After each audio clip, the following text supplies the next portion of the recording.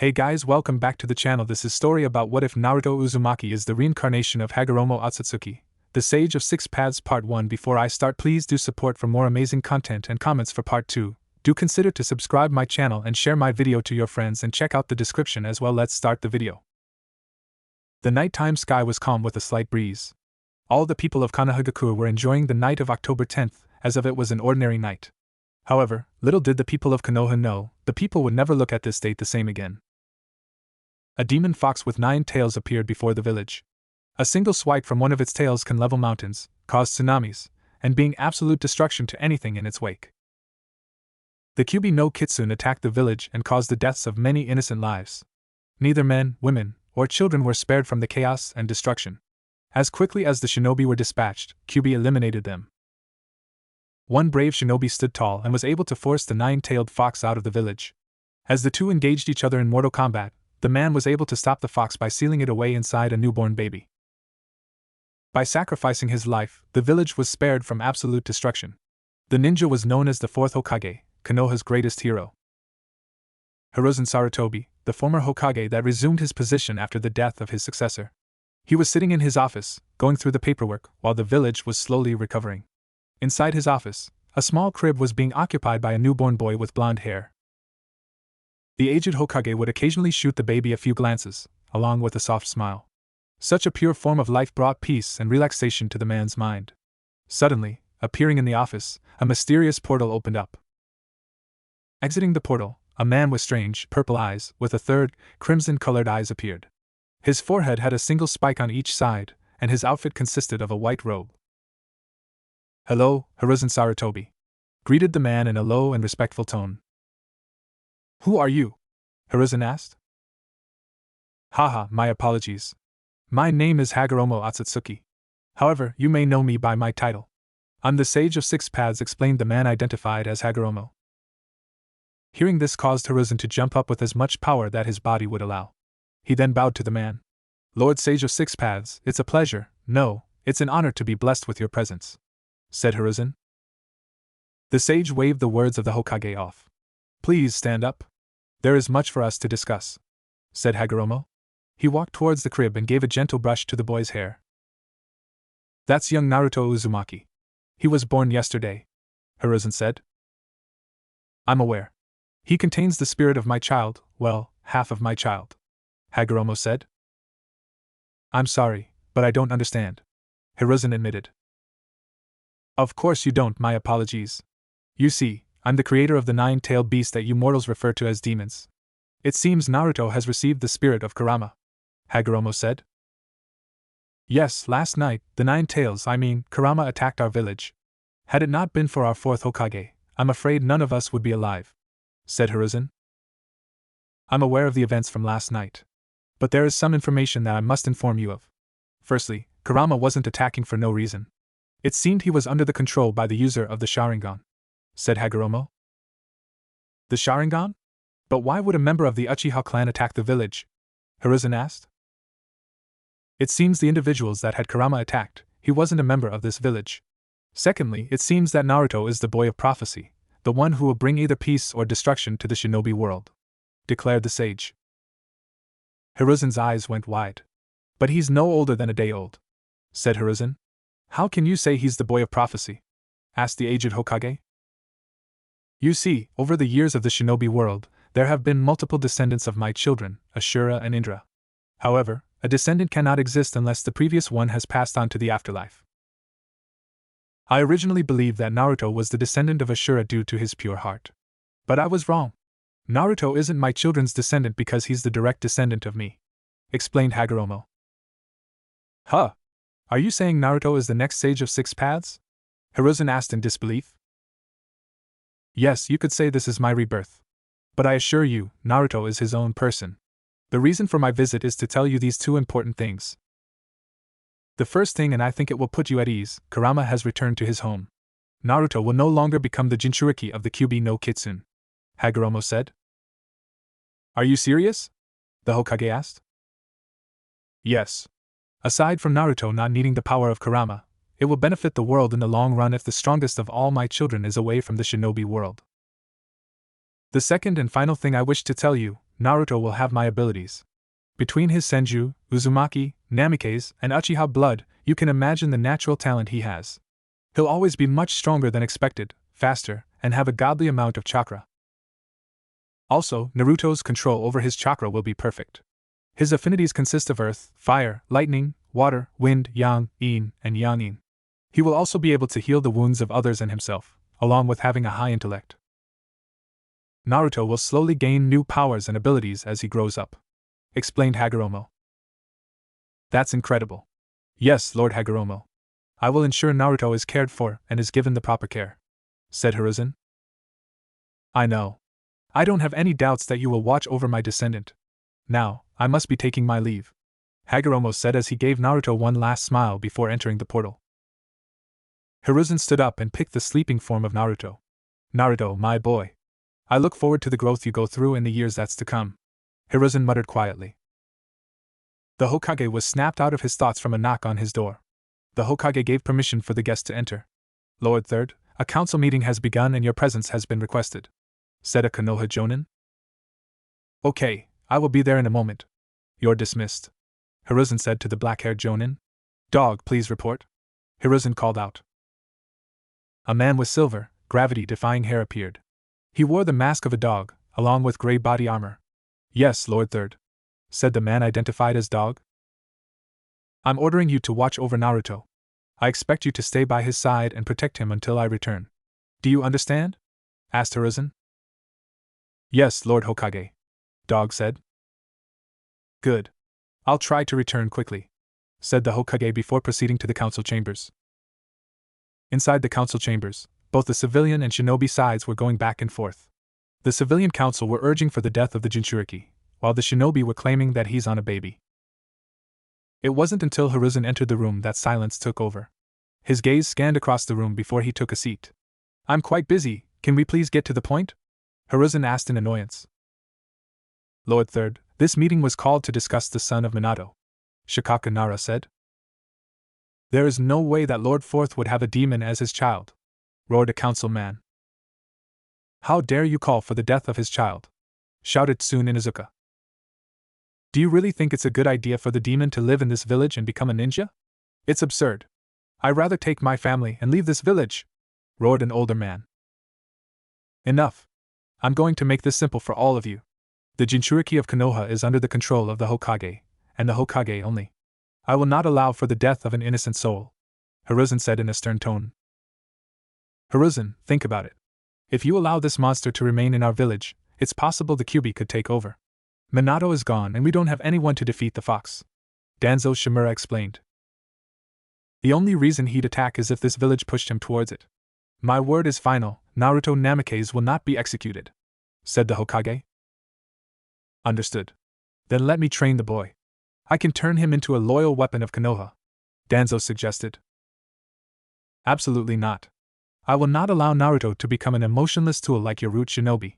No, he will be properly cared for and enrolled into the Ninja Academy for the time being, spoke Hiruzen. Is there any proof of his relationship to Minato? Asked Mabuki Haruno. No. In the event that Minato and Kushina died, anything that traced Naruto to them was sealed away, including the compound. As you all know, Minato gained enemies across the nations, including Iwagakure and Kumogakure. They wouldn't hesitate to kill the offspring of our Yellow Flash, said Hiruzen. Then where is the proof that he's Minato's son? Asked Fugaku Uchiha. I witnessed everything. Due to the severity of the situation, I shall only allow for Shikaku, Shibi, and Inoichi to view the memories. This is to protect the Namikaze family's privacy. I shall also allow for Koharu and Hamura to see the events due to their role as my advisors, Hiruzen said. I see. Yes, that sounds good, said Shikaku.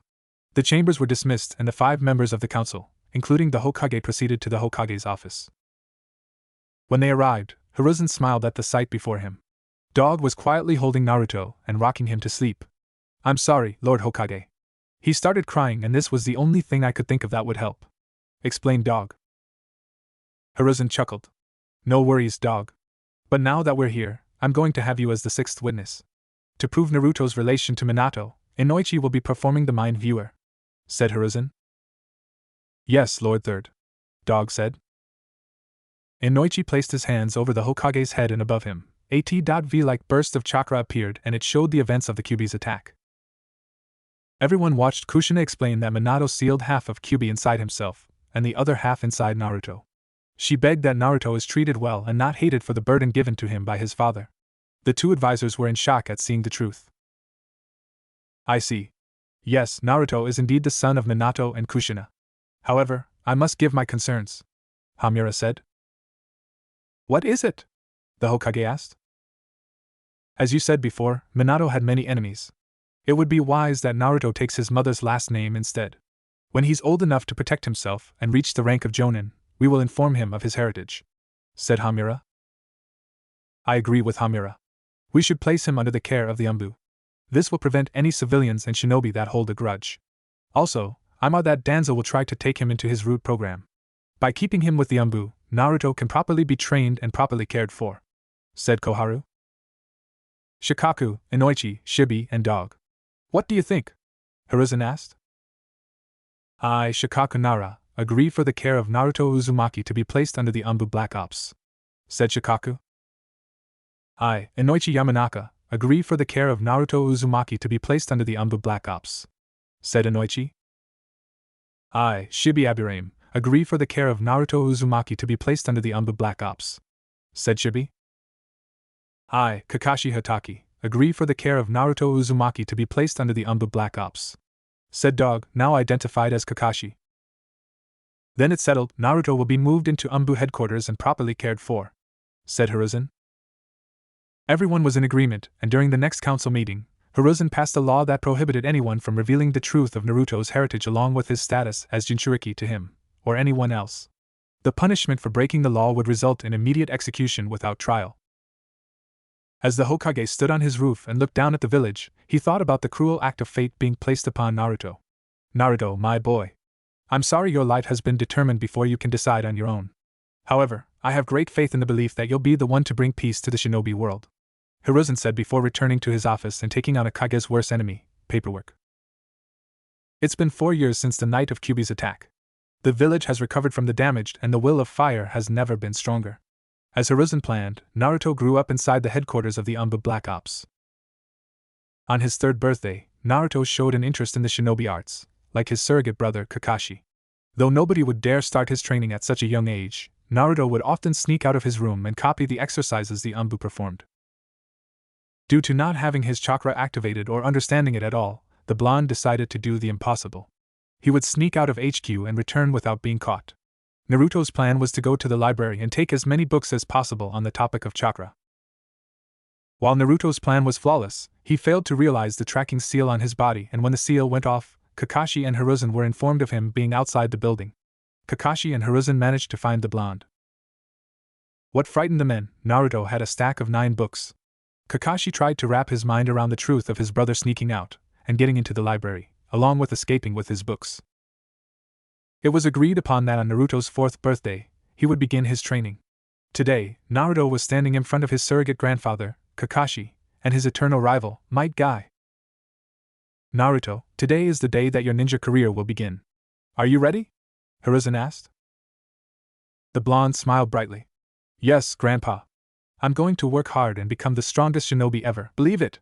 Shouted Naruto. It would seem he's obtained his mother's spirit, Kakashi commented silently. Alright, Naruto. Make sure you listen to everything you're told and give it your all. I look forward to seek your progress, Hiruzen said before leaving the building in a shunshin. Alright, Naruto. Before we start teaching you anything, you'll need to have a strong mind and body. Guy will train you in taijutsu and physical conditioning. I'll help you read and understand the life of a ninja, along with any ninja theory. How does that sound? Kakashi asked. Yeah. Let's start, shouted the blonde. Naruto, your flames of youth are burning brightly. Come on, we'll start by doing 1,000 laps around the training field, Guy shouted at the top of his lungs. Huh? 1,000 laps? Naruto asked in disbelief. That's right. We'll push our bodies to our very limits. Then, we'll surpass them. Now, come on, Naruto. Let our flames burn brightly, Guy shouted, and the two started running around the training field, leaving Kakashi with a headache. As the two begin their own training, many of the new recruits noticed the little child running with Guy. This caused multiple new members to be punished by not focusing on their mission ahead. Naruto wasn't fast compared to Guy or any seasoned shinobi. However, for being only 4 with no previous training, his performance was impressive. Naruto's stamina was on another level. The two finished running the 1,000 laps after a few hours. We started on your stamina, now, let's build that strength. I want you to only 1,000 push-ups, sit-ups, squats, and pull-ups. Begin! Guy ordered, and without question, Naruto started. Unlike many teachers, Guy was the kind of man that would train with his student. Kakashi was reading his Make-Out Paradise, though his attention was on Naruto. The masked Ambu's thoughts were racing. Naruto, what are you going to become? Kakashi asked himself silently. The late evening came around, and when Naruto finished his strength training, Guy decided to have him work on his punching and kicking strength. Alright, Naruto. We'll start by doing 1,000 punches with each arm, and 1,000 kicks with each leg. When it's finished, you'll have some dinner and get to sleep. This will be your daily routine until this is nothing more than a warm-up. Now let your flames of youth burn, Guy shouted. Yes, Guy-sensei. Naruto started as he began punching the training post, shocking the veteran Ambu that were watching from the common area. Who is that kid? Asked the man in a dragon mask. I'm not sure. I've never seen him around. But why is Lord Hokage allowing him to train in here? Asked the man with the mask of the bird. Captain, what's going on? Asked the man wearing a mask with a boar on it. Ah, Yamato. That boy is Naruto Uzumaki. Due to certain circumstances, Naruto has been living here since the day of his birth. We just started his training today, Kakashi explained. I see. Do you require any of my assistance? The man identified as Yamato said. No, we're focusing on the basics. However, maybe when it's time to learn other things, I'll bring a few other teachers in, Kakashi said. Naruto finished his training, and to say he was nearly passed out was an understatement. It took Kakashi forcing his brother to eat a chakra pill. Afterwards, he was brought to his room, where he'd get about 4 hours of sleep before his training resumed the next day. Over the course of 6 months, Naruto trained himself harder than anyone could ever expect. Instead of doing what's told, Naruto found variants, such as one-arm push-ups, upside-down sit-ups, and running on his hands, as ways to keep his training difficult. During his punches and kicks, Naruto requested for Kakashi to act as a training dummy. However, the silver-haired ninja was told to evade and block. This helped Naruto increase his overall movements. Alright, Naruto. In the past 3 months, you've exceeded my expectations. As a reward, I will be giving you 2 special gifts. The first will be chakra weights. By applying chakra to them, it will give your body a higher level of resistance, explained Guy. Guy. Naruto hasn't activated his chakra yet, Kakashi commented in a lazy tone, causing Guy to chuckle sheepishly. I think it's time to adjust Naruto's schedule. From what I've noticed, his physical conditioning has improved greatly. He'll continue training his body, but I want him to work on his chakra control, Kakashi said.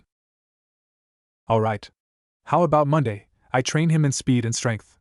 Wednesday, I'll train him in stamina. Friday, I'll work on his actual taijutsu. On Sunday, you can have him all MG with the other days of the week, Guy said. Kakashi, training this boy has strengthened my flames of youth. I'm itching for a battle with you, Guy declared. Kakashi looked away from his book and at his rival. I'm sorry, Guy. Did you say something? Kakashi asked lazily. Curse you, Kakashi. Always acting so cool, Guy declared mentally. Kakashi, what are you going to teach me? Naruto asked in a calm tone. Well, I was thinking on helping you awaken your chakra. Do you understand what chakra is? Kakashi asked. No. I've heard about it, but that's all, Naruto said. Chakra is the physical and spiritual energy of all things. Plants, people, animals, including civilians. Everyone has chakra. Being a shinobi, we just utilize it at a much higher rate, Kakashi explained. How do I unlock it? Naruto asked. I want you to sit down and cross your legs. Close your eyes and clear your mind. I want you to visualize a flow of blue energy. This will symbolize chakra. As it flows, allow it to travel across your body. When it's unlocked, we'll all know. Here, I'll join you in meditation, Kakashi said as he sat across from his surrogate little brother. Naruto nodded and did as instructed. As his mind cleared and he visualized a flow of chakra, something happened. He was transported from the Umbu headquarters and into a strange room.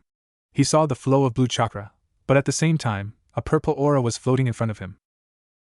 What is this? I thought chakra was blue, not purple, thought Naruto as he continued gazing at the purple aura. The purple aura continued growing until the form of an older man appeared. As Naruto saw the figure emerge from the aura, he took a few steps back until the man spoke. No need to fear, my child. I will not hurt you, said the voice of Hagoromo. Who are you? Where are we? Naruto asked. My son, we're inside of your mind. It seems we're meeting a bit earlier than expected, said Hagoromo. What do you mean? Who are you? Naruto asked as he felt less tense from feeling the man's chakra, and seeing it wasn't sinister. My name is a Hagoromo Otsutsuki. I'm your great ancestors, Hagoromo said.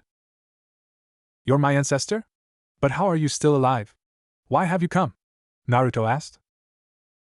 Settle down, my child. I shall explain everything to you. As it seems, you've awoken your chakra for the first time. Tell me, what do you feel? Asked the sage. Well. At first, it felt like being in a tub of water, like when I take a bath. But when I felt your chakra, it felt powerful, like an unknown force was resisting me, Naruto said with the best description he could give. I see. Yes, but it seems your will was much stronger. In the many years I've searched for my descendants, many perished from not having the willpower. But you, Naruto, you have shown a powerful will that hasn't been seen in years, Hagoromo praised. Naruto smiled softly. Thank you. But Gramps, why are you here? Naruto asked. Ah, yes. I suppose it's time for you to learn about yourself. You see, 4 years ago, during the time of your birth, your village was attacked. Do you know what I'm talking about? Asked Hagoromo. You mean the Kyuubi no Kitsune? Yeah, the 4th Hokage defeated him and saved the village. But what does that have to do with me?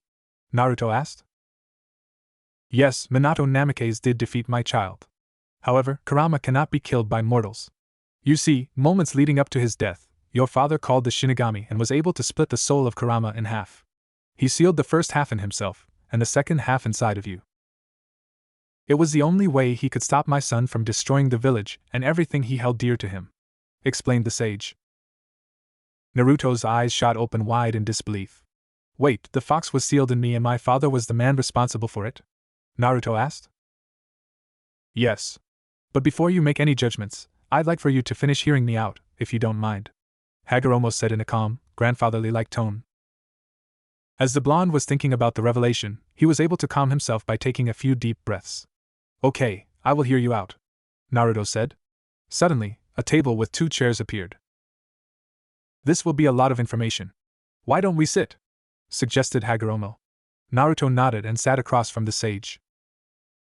Naruto, I'm sure you've questioned and wondered about who your parents were and why your situation is what it is. You see, on the night of your birth, I came to visit you. That was when I met the man you consider a grandfather, Hiruzen. The 2 of us spoke and I actually removed Kurama from your body.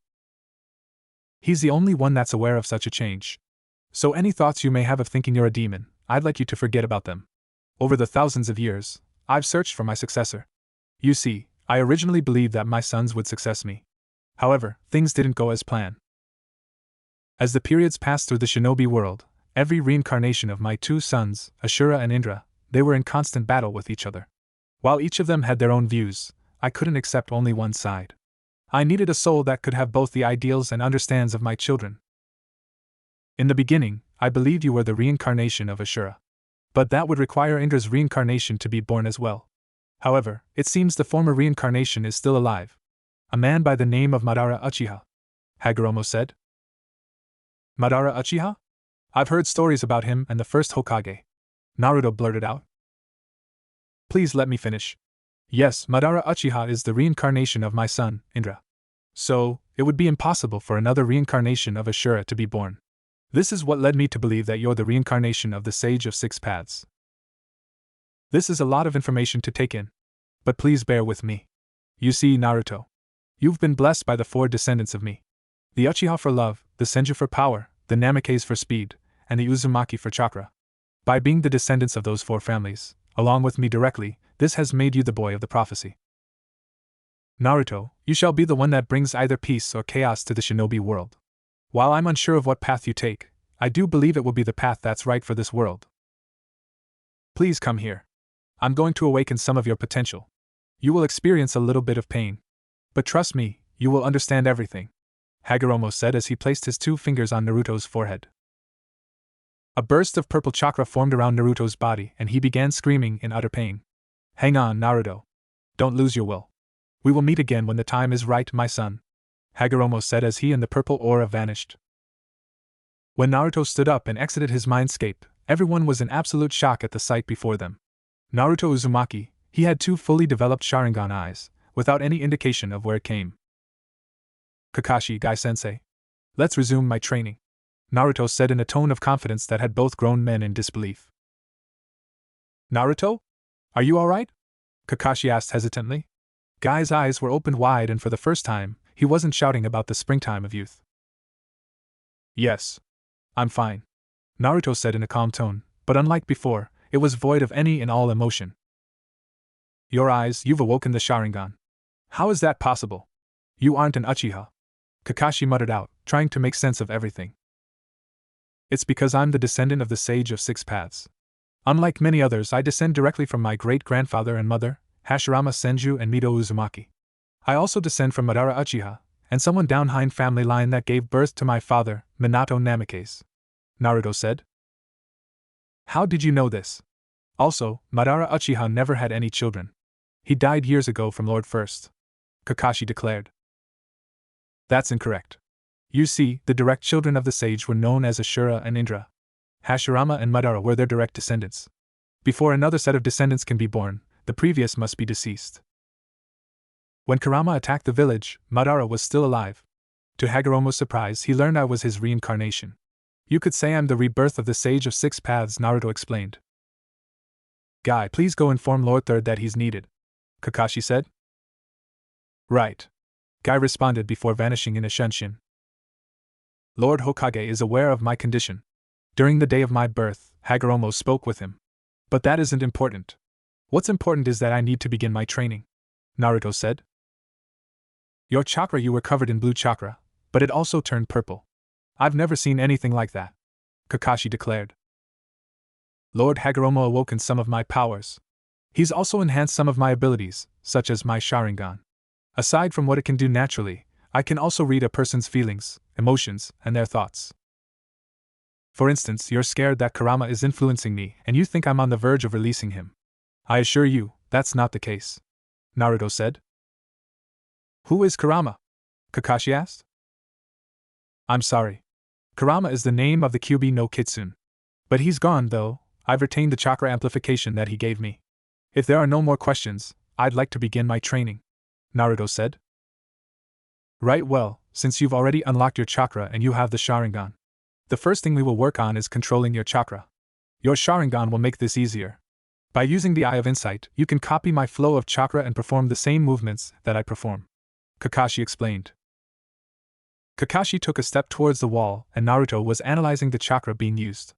As the masked Umbu walked up the wall, to the ceiling, and back down the wall, Naruto was stunned at his ability. "Not only is surface climbing useful in shinobi arts, it also allows for you to have better control of your chakra," Kakashi said. "I see," Naruto said as he made the seal of the ram. When his chakra levels was identical to Kakashi's chakra, he proceeded to walk up the wall like his surrogate brother. Kakashi's only visible eye opened wide. "You did it on your first try. Not even I could do this," Kakashi said. "Don't be a fool. I only understood how much chakra to use by seeing you perform it. Tell me, if I were to see you perform a style of taijutsu, would my body adjust to the speed and strength of that person?"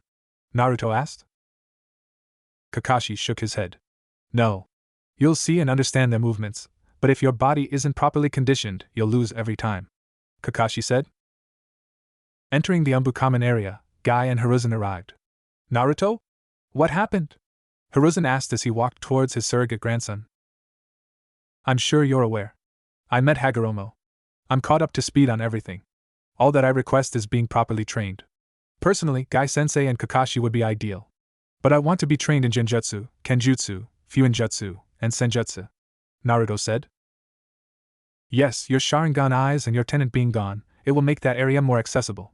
Since Kakashi isn't an Uchiha, teaching you Genjutsu that's effective may not be the best help. There is a woman in our ranks. She's a chunin but is known as a master of genjutsu. I will have her teach you. Kenjutsu won't be a problem either. There is a shinobi that recently got promoted to special jonin. He was trained by your mother, personally. I will have him train you in the art. Unfortunately, the person that knows senjutsu and fuinjutsu is away from the village. However, when he returns, I will have him help you out. For the time being, I have some books and scrolls on the art that will help you get started, Hiruzen said. Thank you, Lord Hokage. Also, I'd like to have my own apartment, Naruto said. Huh? Don't you want to stay here, under the protection of the Umbu? Hiruzen asked the boy. Naruto shook his head. No. If I stay here, I'll go insane. Regardless of how the villagers act, I won't always be in suitable conditions. Plus, it's nice to have some privacy, including your crystal ball, Naruto said. Hiruzen sighed. Alright, it will be done. Is there anything else you desire? Hiruzen asked. Yes, 2 more things. First off, I don't want the Uchiha to be aware that I have their bloodline. At least, not right now. Secondly, I don't want anyone to know of my heritage. If they treat me like dirt, let them do it. But I won't accept people kissing my ass for a spot on my hood side if they look down on me due to ignorance. Also, don't worry. I know what you're thinking. I won't openly attack anyone, and I'll do my best to avoid conflict if possible, Naruto said. How did you know? Hiruzen asked. Lord Hokage, Hagoromo enhanced a few of my abilities, such as my Sharingan. Now, I will be taking my leave. I'll let you guys come up with a training schedule. Please don't underestimate me. Train me as if the world depended on my survival and success, Naruto said as he vanished in a Shunshin-like guy. Who taught him that? Guy asked. How could he have copied it? Kakashi, did you show him? Hiruzen asked. No, it seems that when Guy vanished, Naruto subconsciously analyzed and mastered it. It seems things are about to start getting interesting around here, Kakashi said. I agree. Kakashi, please have Hate and Kurenai report to my office. I think it's time we stop worrying about protecting Naruto and start teaching him how to protect himself, said the Hokage as he vanished. Naruto found himself walking down the streets of Konoha. As he walked, the blonde noticed many hate glares and whispers. Due to his Sharingan being turned off, he was unable to know for sure what they were saying. However, he could feel the negative emotions towards him. Looking across the street, Naruto noticed a small shop that read, Ichiraku's Ramen. He proceeded inside and was greeted by a 9-year-old girl named Ayam, and her father, the owner known as Tuchi. Welcome to Ichiraku's Ramen. What can we get you? Asked the man. I apologize. I was just checking the place out, I don't have any money on me, Naruto said in a respectful tone. First timer, huh? I tell you what, first bowl is on the house, Tuchi said. Naruto nodded and sat at the bar where he ordered a bowl of miso ramen. This is excellent. I'd even go as far as to say that ramen is the food of the gods, Naruto said while maintaining his composure. After he bid his farewells, Naruto started walking. Suddenly, he realized that the Hokage didn't tell him where his new apartment would be. Performing another Shunshin, Naruto appeared at the Hokage's tower. When he entered the office and ignored the secretary, Naruto noticed Kakashi, a man, and a woman standing in front of the Hokage. Ah, Naruto. What can I do for you? Hiruzen asked. I apologize for disrupting you, but I realized that I never asked you where my apartment would be, Naruto said. No worries. I will tell you. However, I'd like you to meet Kurenai Yuhi. She is the chunin that will assist you in learning the art of genjutsu, Hiruzen said. Naruto gave a respectful bow. Hello, Miss Yuhi. It's an honor for you to take time out of your day to train me, Naruto said. Don't worry about it. I've always wanted to teach the art of genjutsu to someone. Also, you can call me Kurenai, said the ruby-eyed woman. Naruto, this is Hate Gecko. He was the former student of your mother. He will train you in the art of kenjutsu, Hiruzen said. Hello, I look forward to your teachings, Naruto said as he bowed once more. No need to be formal. The honor is mine in training Kushina-sensei's son. Just call me Hate, the special jonin said while coughing nearly after every word. Naruto, Kurenai will actually be your neighbor. She will show you where you're staying. Don't worry about furniture and groceries, I've already had it stocked, the Hokage said to the boy. Thank you, Lord Hokage. Kurenai, if you don't mind. I'd like to get home and prepare myself for tomorrow, Speaking of which, Kakashi, did you guys come up with a schedule? Naruto asked as he looked at his brother. Yes. To make the most of your training, you will train with me and Hate on Monday, Wednesday, and Friday. You will train with Guy and Kurenai on Tuesday, Thursday, and Saturday. Sunday, you'll study and learn whatever you want. However, if we're available, you may reach out to us. Of course, we will be taking missions, and so, if I'm away, Kurenai will cover for me, and vice versa. If we're both away on a mission, you will need to practice what you already know or find something else. Kakashi explained. I see. This sounds good, and I assure you, Hate, and Kurenai, I will give you my all and never back down from anything you have to teach me, Naruto said.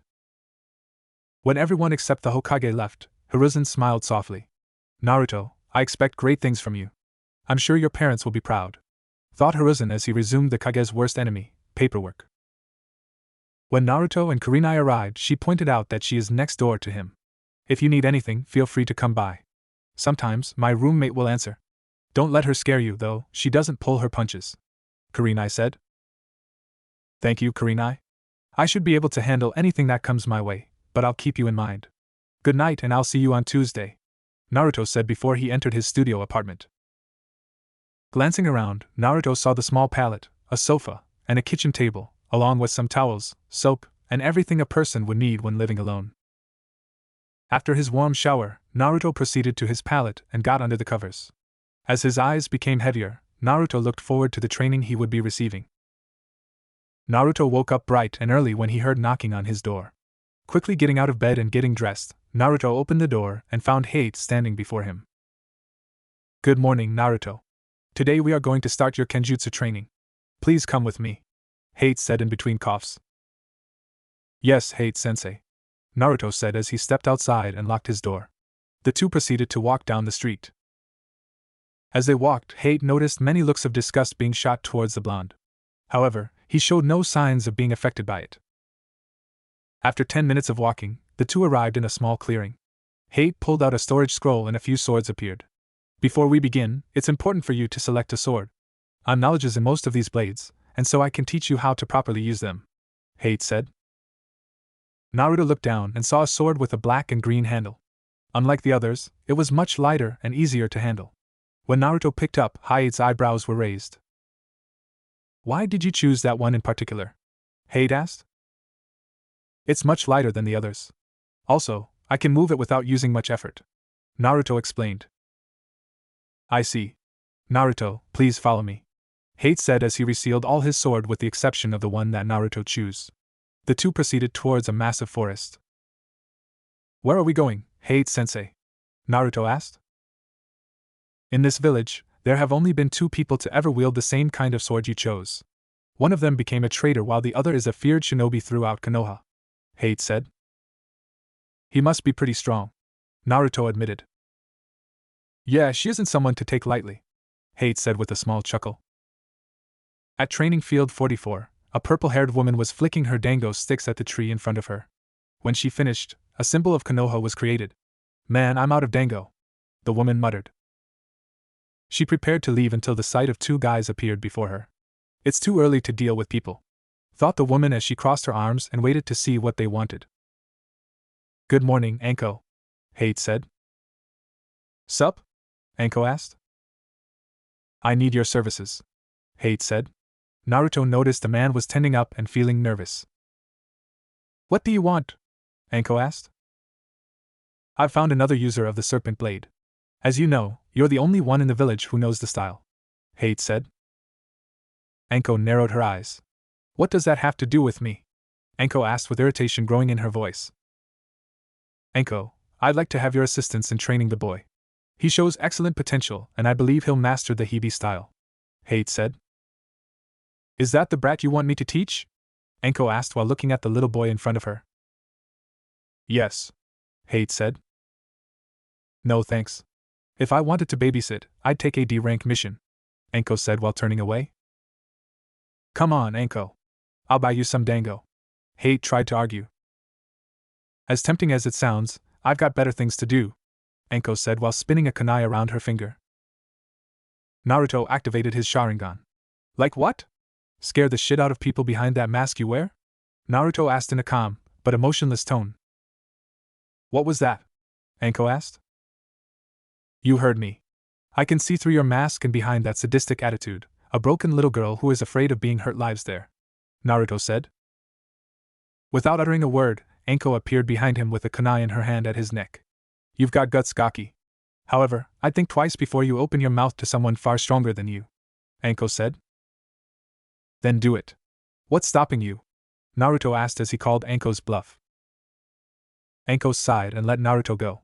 I like you, kid. Alright, I'll teach you the Hebe style. But don't expect me to go easy on you. There is a good chance that you'll die, Anko said with her signature sadistic smirk. Alright, I'll leave him here with you. Good luck, Naruto, and try not to die, Hate said before he vanished in a shunshin.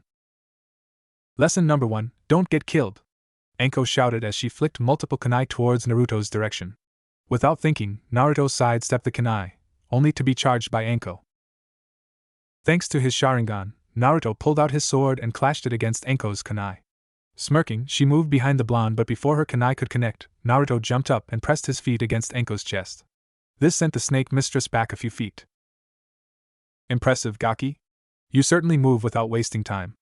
I think you'll become a half-decent shinobi after all, Anko said. Thank you, Anko-sensei, Naruto said while giving a respectful bow. Lesson number 2, never let your guard down, Anko said as Naruto quickly avoided the snake strikes from behind him. Incredible. She not only summoned snakes, but I couldn't sense them at all, thought Naruto as he kept dodging.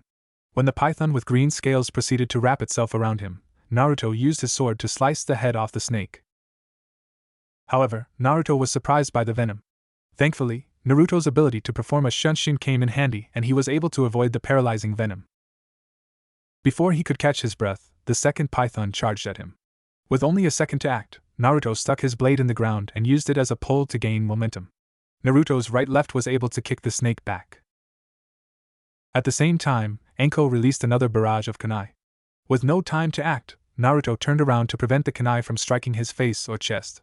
The shock on Anko's face was an indicator that she was distracted.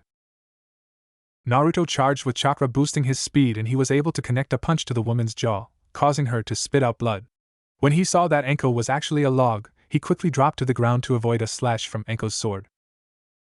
Applying more chakra to his body, Naruto was able to crawl with a burst of speed and grab his sword. The python proceeded to strike him. However, Naruto pierced the sword forward while enhancing it with chakra. When it connected with the snake, a massive bolt of electricity electrocuted the snake, causing it to dispel. What is this kid? He's only a brat, but he's fighting on the level of a genin, Anko thought. Not bad, okay. I've decided to take you on as my full-time apprentice, Anko said. As nice as it sounds, I also have training Kakashi, Kurenai, and Gai-sensei, Naruto said. Well, forget it. You shall be my student, and I will train you in the shinobi arts, Anko said. Naruto looked at the woman before sighing. I guess you aren't giving me a choice, Naruto said. That's right. Now I want you to keep your sword drawn and cut each kunai I send in half. For every time you fail, you'll be punished, Anko said as she grew a devious smile on her face. Yes, Anko-sensei, Naruto said as he drew his sword and got into a position with his feet being shoulder length, his arms resting on his thighs, and his eyes are closed. Gaki, what kind of stance is that? You'll get creamed, Anko declared. Just start, Naruto said. Whatever, it's your funeral, Anko muttered as she flicked a kunai in Naruto's direction. Without opening his eyes, he was able to slice the kunai perfect. Good, now keep it up, Anko called out as she flicked 2 kunai at him this time. Watching from the trees, both Hate and Kakashi were watching with curiosity. Do you think it's a wise idea to leave Naruto's training with Anko? Hate asked. While she isn't the most mature shinobi, she's definitely talented. Her teachings from Orochimaru aren't anything to take lightly. I'm sure Naruto will be able to learn a lot from her, Kakashi explained as he watched his brother continue to slice kunai in half. A few hours passed before Anko called for an end to the exercise. Gaki, come here, Anko called out. Naruto nodded and walked up to the woman. From here on out, we're going to train every day. If I'm unavailable, you'll be in the library studying everything you can about the shinobi arts. We start training at 5, and we'll end at 11 at night. We will continue this routine until it's time for you to join the ninja academy, Anko said. Yes, Anko-sensei. Naruto said. Good. Now tell me, do you know your chakra nature? Anko asked. When the blonde shook his head, Anko nodded. Alright, we'll get it tested at some point. Anko said. Yes, sensei. Naruto said. Do you know what kind of shinobi arts you're interested in? The woman asked. I'd like to become an all-around ninja. I want to be good in taijutsu, kenjutsu, ninjutsu, genjutsu, and senjutsu. J want to learn how to gather information, track a target, along with performing infiltration and assassination. Naruto said. That's quite the list. What are you trying G to do, become Hokage or something? Anko asked but noticed the look in Naruto's eyes. The Hokage? I never really thought about it. Now that I think about it, having the political power will become important if I want to make changes. Naruto said. What do you mean? What changes could a kid like you come up with? Anko asked in a taunting tone. Naruto gazed at Anko with a serious expression. This world is trash. There is too much hatred and violence.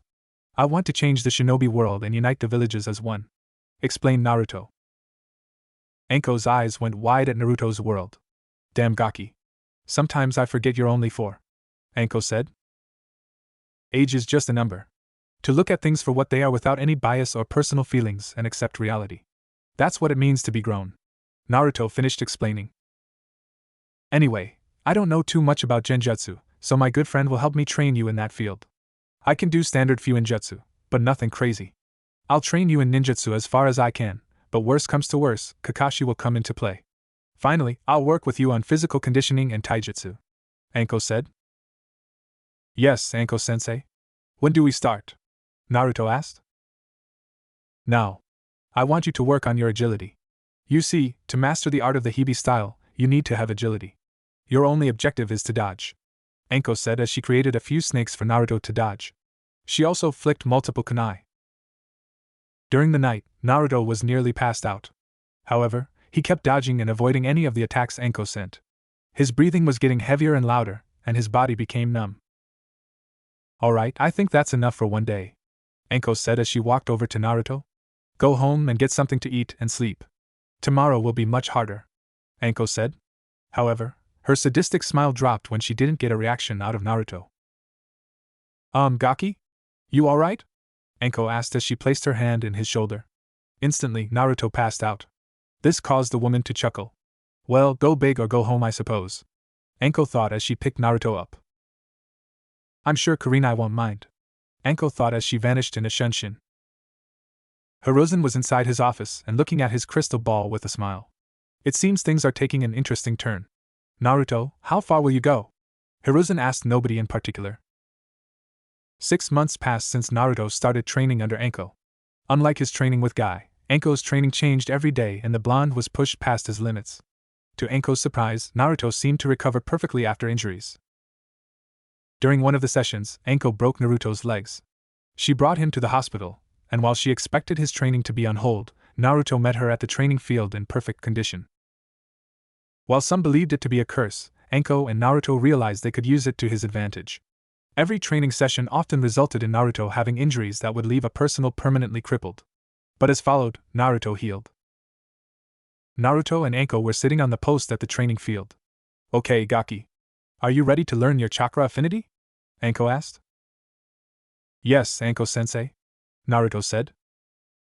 Good. Here is some chakra paper. I want you to apply your chakra to it. This will tell us your affinity. If the paper turns to dust, you have an earth affinity.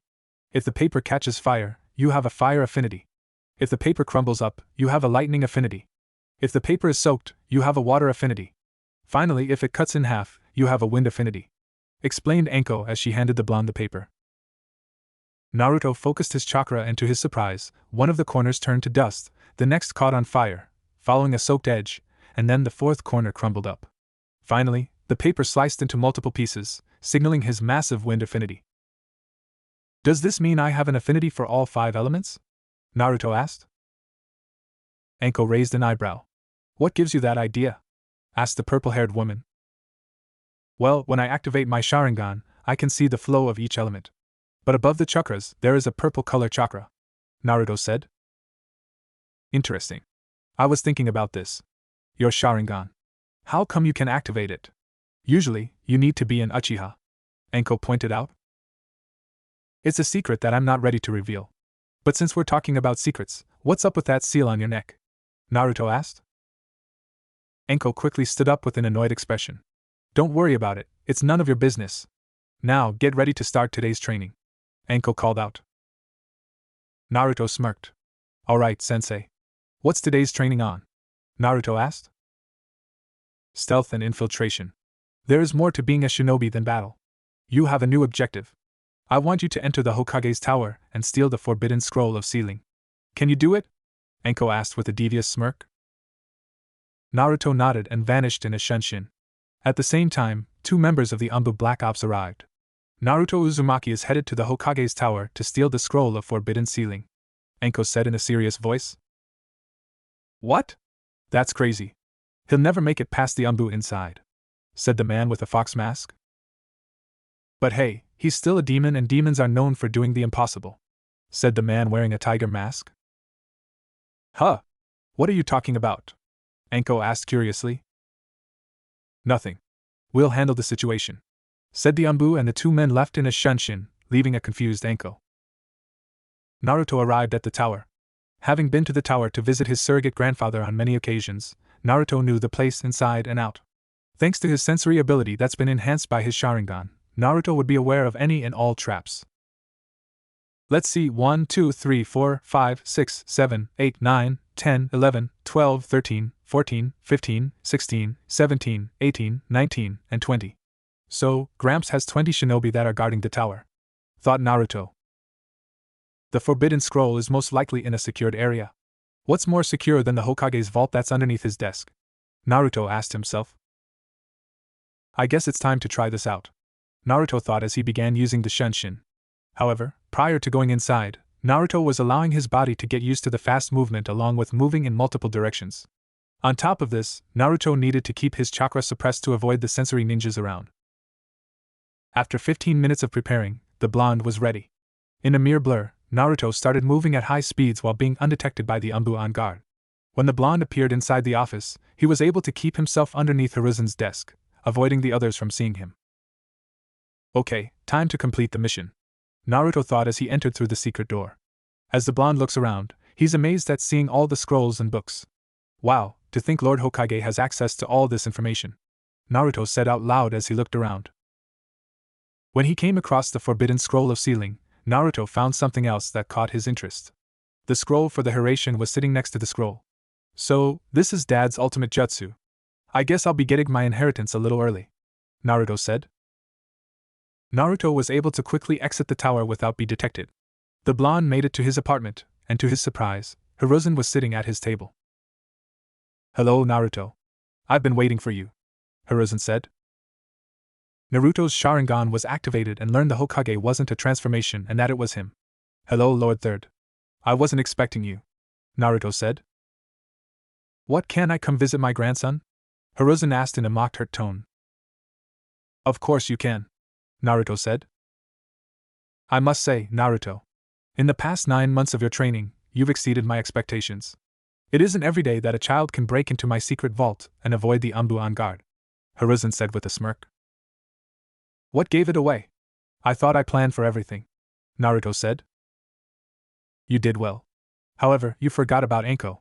You see, this was a test, and while you did everything perfectly, you were still found out. I take it you found the scroll? Hiruzen asked. So, you put my father's scroll to distract me from the scroll, Naruto said. Indeed. However, I did learn a few things about the skill set of my personal shinobi. So, as a reward for your skill, you may keep the scroll and I won't reveal it to anyone, Hiruzen said. Yes, Lord Third, Naruto said. Well, my boy, I must be leaving. I'm sure you want to study that scroll of yours, said Hiruzen as he vanished in a shunshin. When Hiruzen left, Naruto opened the scroll and found a special message addressed to him. Dear Naruto, if you're reading this, then it means your mother and I have passed away. I'm sorry that we weren't around to train you and watch you grow. I hope the old man tells you everything, but if not, I will. You aren't alone. Kakashi Hatake, he was my student.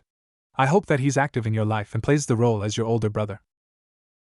Tsunade Senju, not only is she one of the legendary Sannin, your mother's cousin, but she's also your godmother. Tsunade left the village with her student a few years ago. However, I hope Hiruzen was able to get her back in a timely manner. Yugao Yuzuki was your mother's student. In fact, had Tsunade not been alive, she'd have been declared your godmother. She's only 10 right now, but I hope that Hiruzen has put her in your life. She's really good in Kenjutsu and will be an excellent teacher.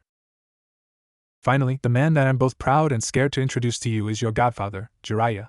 He's a powerful shinobi along with the village's seal master, and runs our spy network. I hope he's paid you a few visits during your time. If not, I'm sorry. While I wanted to make Kakashi or Hiruzen your godfather, your mother believed it was right to make him it. I'm so sorry that you aren't able to have your biological parents. We love you so much, and we're so sorry about everything. I love you, Naruto Uzumaki Namikaze, and I believe you'll become a powerful and respectful shinobi. Naruto finished reading. The blonde's eyes were shadowed after reading the letter. His Sharingan eyes were spinning drastically. Deciding to get his emotions in check, the blonde decided to read through the scroll. Hi Naruto, it's your dad again. This is the scroll for the jutsu that I used during the Third Great Shinobi World War. You see, Tobirama Senju, the second Hokage, he created the jutsu to counter the Uchiha clan's Sharingan. I took it a step further. Many parents would want their children to figure the jutsu out themselves. However, I'm going to give you some clues and tips to make it much easier to learn. You see, you need to transfer both spiritual and physical energy to another location at once. Inside this scroll, you'll find a kunai with a special seal. This seal is the point that allows you to warp to. As long as you have this seal and apply blood to it, it will transfer over to you. To master this jutsu, I want you to connect your chakra along with performing a shunshin. This seal will allow you to warp through time and space. It's odd at first because everything happens in a flash. That's why I received the nickname, the Yellow Flash. If you master this jutsu, I believe you will become a powerful shinobi. Work hard and don't back down. I believe you will master it and turn it into your own signature. Who knows, you may advance it a step further. Naruto read before he grabbed the kunai. Deciding to give it a shot, he flicked the kunai while performing the shunshin. When he warped, the blonde found himself crashing into the wall. Ouch. I guess this is an outside jutsu. Naruto muttered while running the back of his head. Well, I suppose tomorrow I'll find Yugao and talk to her. I don't know why Lord Hokage kept her away, Naruto said as he prepared himself for bed. The next morning, Naruto woke up. When he tried standing up, he found himself puking. Shit, what the heck happened? Naruto asked himself, as he was able to regain his composure. The blonde quickly got dressed. His outfit consisted of an orange shirt with a pair of black pants and shoes. He then proceeded to leave. Taking a moment to himself, Naruto decided to take Kurenai up on her offer. Naruto knocked on the door and was surprised to see Anko. Gaki? What are you doing here? Anko asked. Hi, Anko-sensei. Is Kurenai around? Naruto asked. What's up? She is on a mission, Anko said. Oh. I was hoping she could introduce me to Yugao Yuzuki. You see, I read my father's scroll and he told me that she was my unofficial godmother. I was hoping to meet her, Naruto said.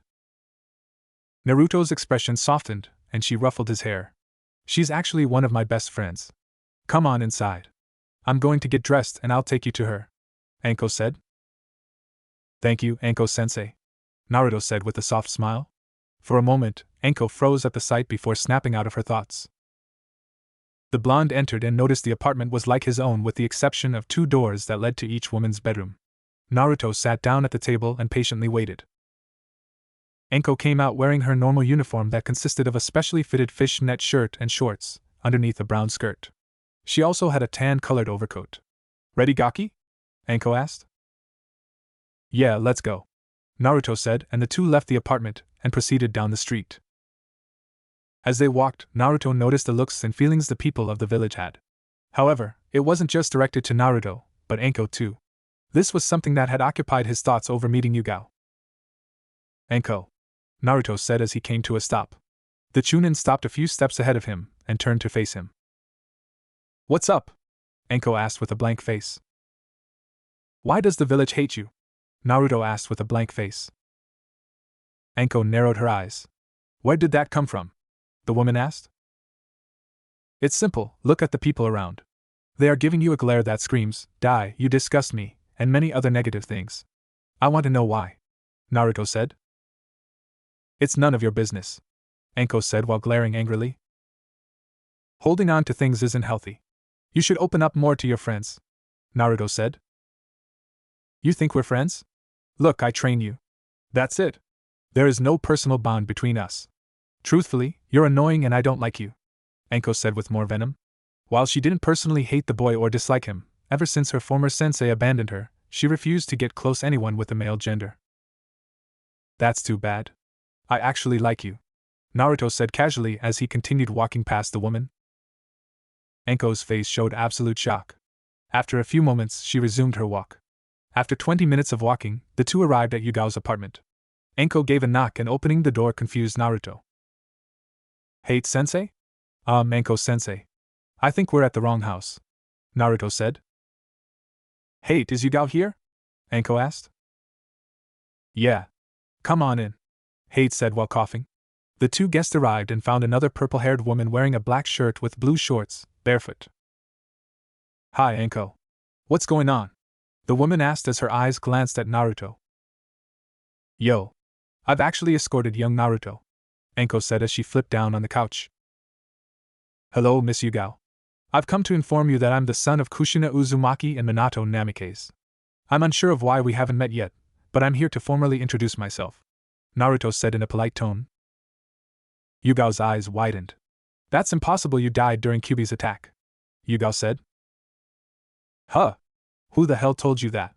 Naruto asked. Nobody, but when the news of your parents' death hit me, it was assumed you were killed, Yugao said. Oh well. I'm alive now. Of course, if you wish to not associate with me, that's understandable too, Naruto said. Yugao remained silent. I'm sorry, Naruto, but I need to speak with the Hokage, Yugao said as she vanished out of the apartment in a shunshin. Is she alright? Naruto asked as he looked at the two adults. What was that about hate? Enko asked. I'm not sure, Hate said. Naruto ignored the ordeal and began his training with Enko. They were at the training field and Enko decided to teach Naruto one of her jutsu. Okay. I'm going to teach you the Fire Release Fire Dragon Jutsu. It's pretty simple. Watch me, Enko said as she created a dragon of fire. Nice. That looks like a strong jutsu, Naruto said. Enko smirked. Yeah, I'm pretty badass. Your turn, Enko said. Naruto nodded as he went through the proper hand seals. Fire Release Fire Dragon Jutsu, Naruto declared. To Enko's surprise, a large section of the trees were reduced to ashes. How were you able to do that? It's AC rank jutsu, Enko declared. I have a lot of chakra. Also, my Sharingan allows me to copy a jutsu perfectly. The only difference is I decided to add more chakra to the jutsu. Still, your chakra level is easily Chunin, if not Jonin, Enko said. Joining the two, Yugao appeared with a softened expression. Enko greeted her friend while Naruto gave a respectful bow. Enko, can you give me and Naruto a minute? Asked the woman. Alright. Gaki, your homework is to perform the jutsu with only the need for the tiger hand seal, got it? Enko asked. Naruto gave a mocking salute. Enko chuckled before she vanished. Hello, Miss Yugao. How's it going? Naruto asked. I spoke with the Hokage. I didn't know what Lord Fourth did. Had I known, I would have taken you in myself, Yugao said. It's okay. Kakashi and the Umbu watched over me. I don't hold any out feelings towards you, Naruto said.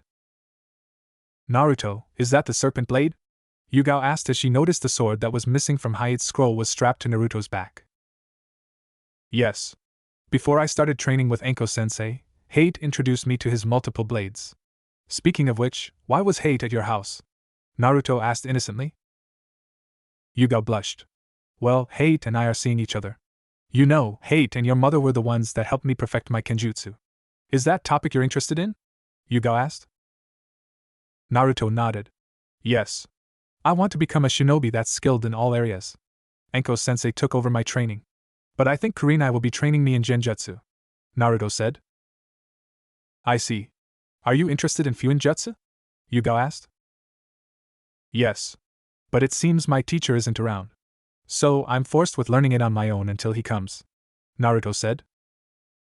Your mother and father were seal masters. While it isn't official, I'm considered a seal master.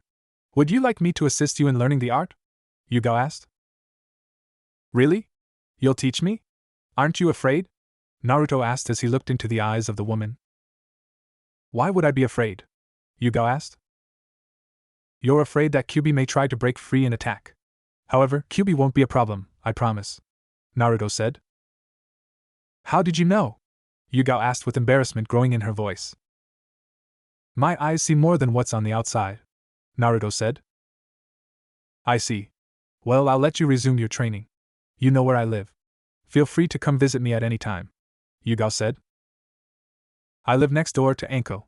You can come over whenever, Naruto said. All right, Yugao said with a soft smile. She was about to leave until Naruto wrapped his arms around her. Are you okay? Yugao asked the boy. Yes. But you're the closest thing I have to a family aside from Kakashi, Naruto said as he spoke into her stomach.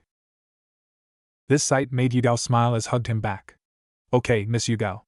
I'll see you later, Naruto said. Just call me Aunt Yugao or just Yugao. Miss makes me sound old, Yugao said. Oh, okay. Bye, Aunt Yugao, Naruto called out as he began working on mastering the Fire Dragon Jutsu. Yugao left, and when she was away from Naruto, Anko and Hate appeared. How did it go? Hate asked his girlfriend. Well, he seems to have some strange attachment issues. Not 20 minutes of us knowing each other, he gave me a massive hug, Yugao said. Ah, look at my little swordswoman being a teddy bear, Anko joked. Shut up. Anyway, I agreed to help him with Fuinjutsu. Anko, please don't be too rough with him, Yugao said to her friend. Oh, please. The Gaki has potential and I'll be damned if I let it go waste. Besides, he's no weakling, that's for sure, Anko said. Do you think I could have him to train tomorrow? Yugao asked. In most cases, I'd say go ahead. But Kurenai wants Naruto to learn some genjutsu. She thinks it's an advantage for him since he's got the Sharingan. But if you want, when she's done, you can teach him, Anko said. Okay, that sounds good. Well, Hate and I will be going. I'll see you later, Yugao said to her friend. Bye, Anko, Hate said. Yeah, later, Anko said, laughing sheepishly until they left. A frown appeared on her face. Well, Kurenai is busy, and I guess they are too. Maybe I should watch the Gaki's training, Anko thought before she proceeded to the training field. When Anko arrived, she noticed Naruto wasn't working on the jutsu. In fact, he was throwing a kunai and teleporting. What's this? What kind of jutsu is that? Anko asked herself. Naruto was able to reduce the jutsu to single-hand seal. He was currently working on mastering the Haraishin. Like his father said, it was like a shunshin that warps through time and space. Though he was working hard and giving it his all, Naruto was struggling with having full control. However, the blonde refused to give up and was determined to make his father proud. Okay, Naruto. Are you ready to begin your genjutsu lessons? Kurenai asked the blonde standing in front of her. Yes, Kurenai-sensei, Naruto said in a determined tone. Good. Tell me, what do you know about genjutsu? Kurenai asked. Genjutsu is a form of chakra that attacks the target's mind and projects a false reality, Naruto explained. That's right. Now, there are a few different kinds of genjutsu. In most cases, genjutsu is used as a distraction. However, many people have used genjutsu to damage the mind, Kurenai explained. That's interesting. Okay. I'm ready to start, Naruto said as he clapped his hands together. Alright, let's begin, Kurenai said as she went through a series of hand seals. Suddenly, multiple tree branches started to wrap around Naruto's body. Wow, this is pretty cool. But even I know it's an illusion, Naruto thought as he was able to break through the genjutsu. Not bad, you broke through the genjutsu with your Sharingan. However, I'm going to do it again, but I don't want you to use your eyes, Kurenai said as she created the genjutsu once more. As before, Naruto broke through it. Naruto, I told you not to use your Sharingan, Kurenai said. My apologies, Kurenai-sensei. Whenever something happens to me, my Sharingan instantly activates. Even I can't control when it activates. I'm sure the reasoning behind it, Naruto explained. I see. Well, getting caught in a genjutsu is something you won't need to worry about. Let's work on casting a genjutsu, Kurenai said. Okay, Naruto said with eagerness. Alright. When using Genjutsu, you'll be using Yin release chakra. Many assume Genjutsu is created by the energy in the air, but that's wrong. You'll be controlling the chakra flow through your target's nervous system. This will allow you to control your enemy's 5 senses and create a false reality on them. You can even force someone to feel pain from something that doesn't exist. Kurenai explained. Why does the Sharingan make casting Genjutsu easier? Naruto asked. I can answer that, said Kakashi as he appeared with his orange book in his hand, annoying Kurenai. When you make eye contact with someone, you can imply your chakra into them and cast a Genjutsu that way. Since your reserves are much larger than the average person, it will be easier to use your Sharingan to cast a Genjutsu, Kakashi explained. Now that you know how it's done, Jay wants you to try and cast a Genjutsu on me, Kurenai requested. Naruto nodded and gazed into Kurenai's eyes. Suddenly, the memories of her father's death during the Kyuubi attack appeared. The crimson-eyed woman started crying and begging for her father to wake up. As quickly as it started, it ended and Kurenai was back into reality. How did you know about that? Kurenai asked. I was able to draw on your worst memories and bring them back to life. This allowed you to relieve them. I figured this would be ideal to distract and break an enemy's battle spirit without having to engage in battle, Naruto said. Well, it seems that you've got a grasp of Genjutsu. Since your understanding is in point, and you've got the hang of it, we'll only spend 1 time a week on practicing your mastery of it, Kurenai said with a soft smile. Thank you, Kurenai-sensei, Naruto said as he was dismissed. While the blonde left the training field, Yugao decided to use the time to bond with him. Hey, Naruto! Yugao called out. Naruto turned around and smiled at his aunt. Hey, Aunt Yugao. Naruto greeted. Are you busy? I was thinking we could start on your Fuinjutsu, Yugao suggested in a hopeful tone. Naruto smirked. Yeah, that would be fun. Plus, we can get to learn more about each other, Naruto said. Come on, let's go back to my apartment, Naruto said. Yugao nodded and they proceeded to the Uzumaki's home. When they arrived, both members were in absolute shock. Naruto's apartment was on fire, and there was a message that read, Die Demon. Naruto frowned. At least nothing important was left in there, Naruto said. Yugao looked at him. What do you mean? Yugao asked curiously. Naruto revealed his storage scroll that allowed him to keep his father's scroll. Yeah, I don't own anything. Oh well, I can go back to Umbu HQ, Naruto said without any sign of being upset. Naruto, how many times has this happened? Yugao asked in a concerned tone. This is the first time. But it's already destroyed, no sense in getting upset, right? Naruto said with a friendly smile. Come on, let's go back to my house. I've got a guest bedroom for when Enko or Kurenai spend the night. You can stay there with me, Yugao said. Really? But you just met me. Why would you let me in, especially with what I am? Naruto asked. Yugao grabbed her nephew's hand. Naruto, you're my nephew.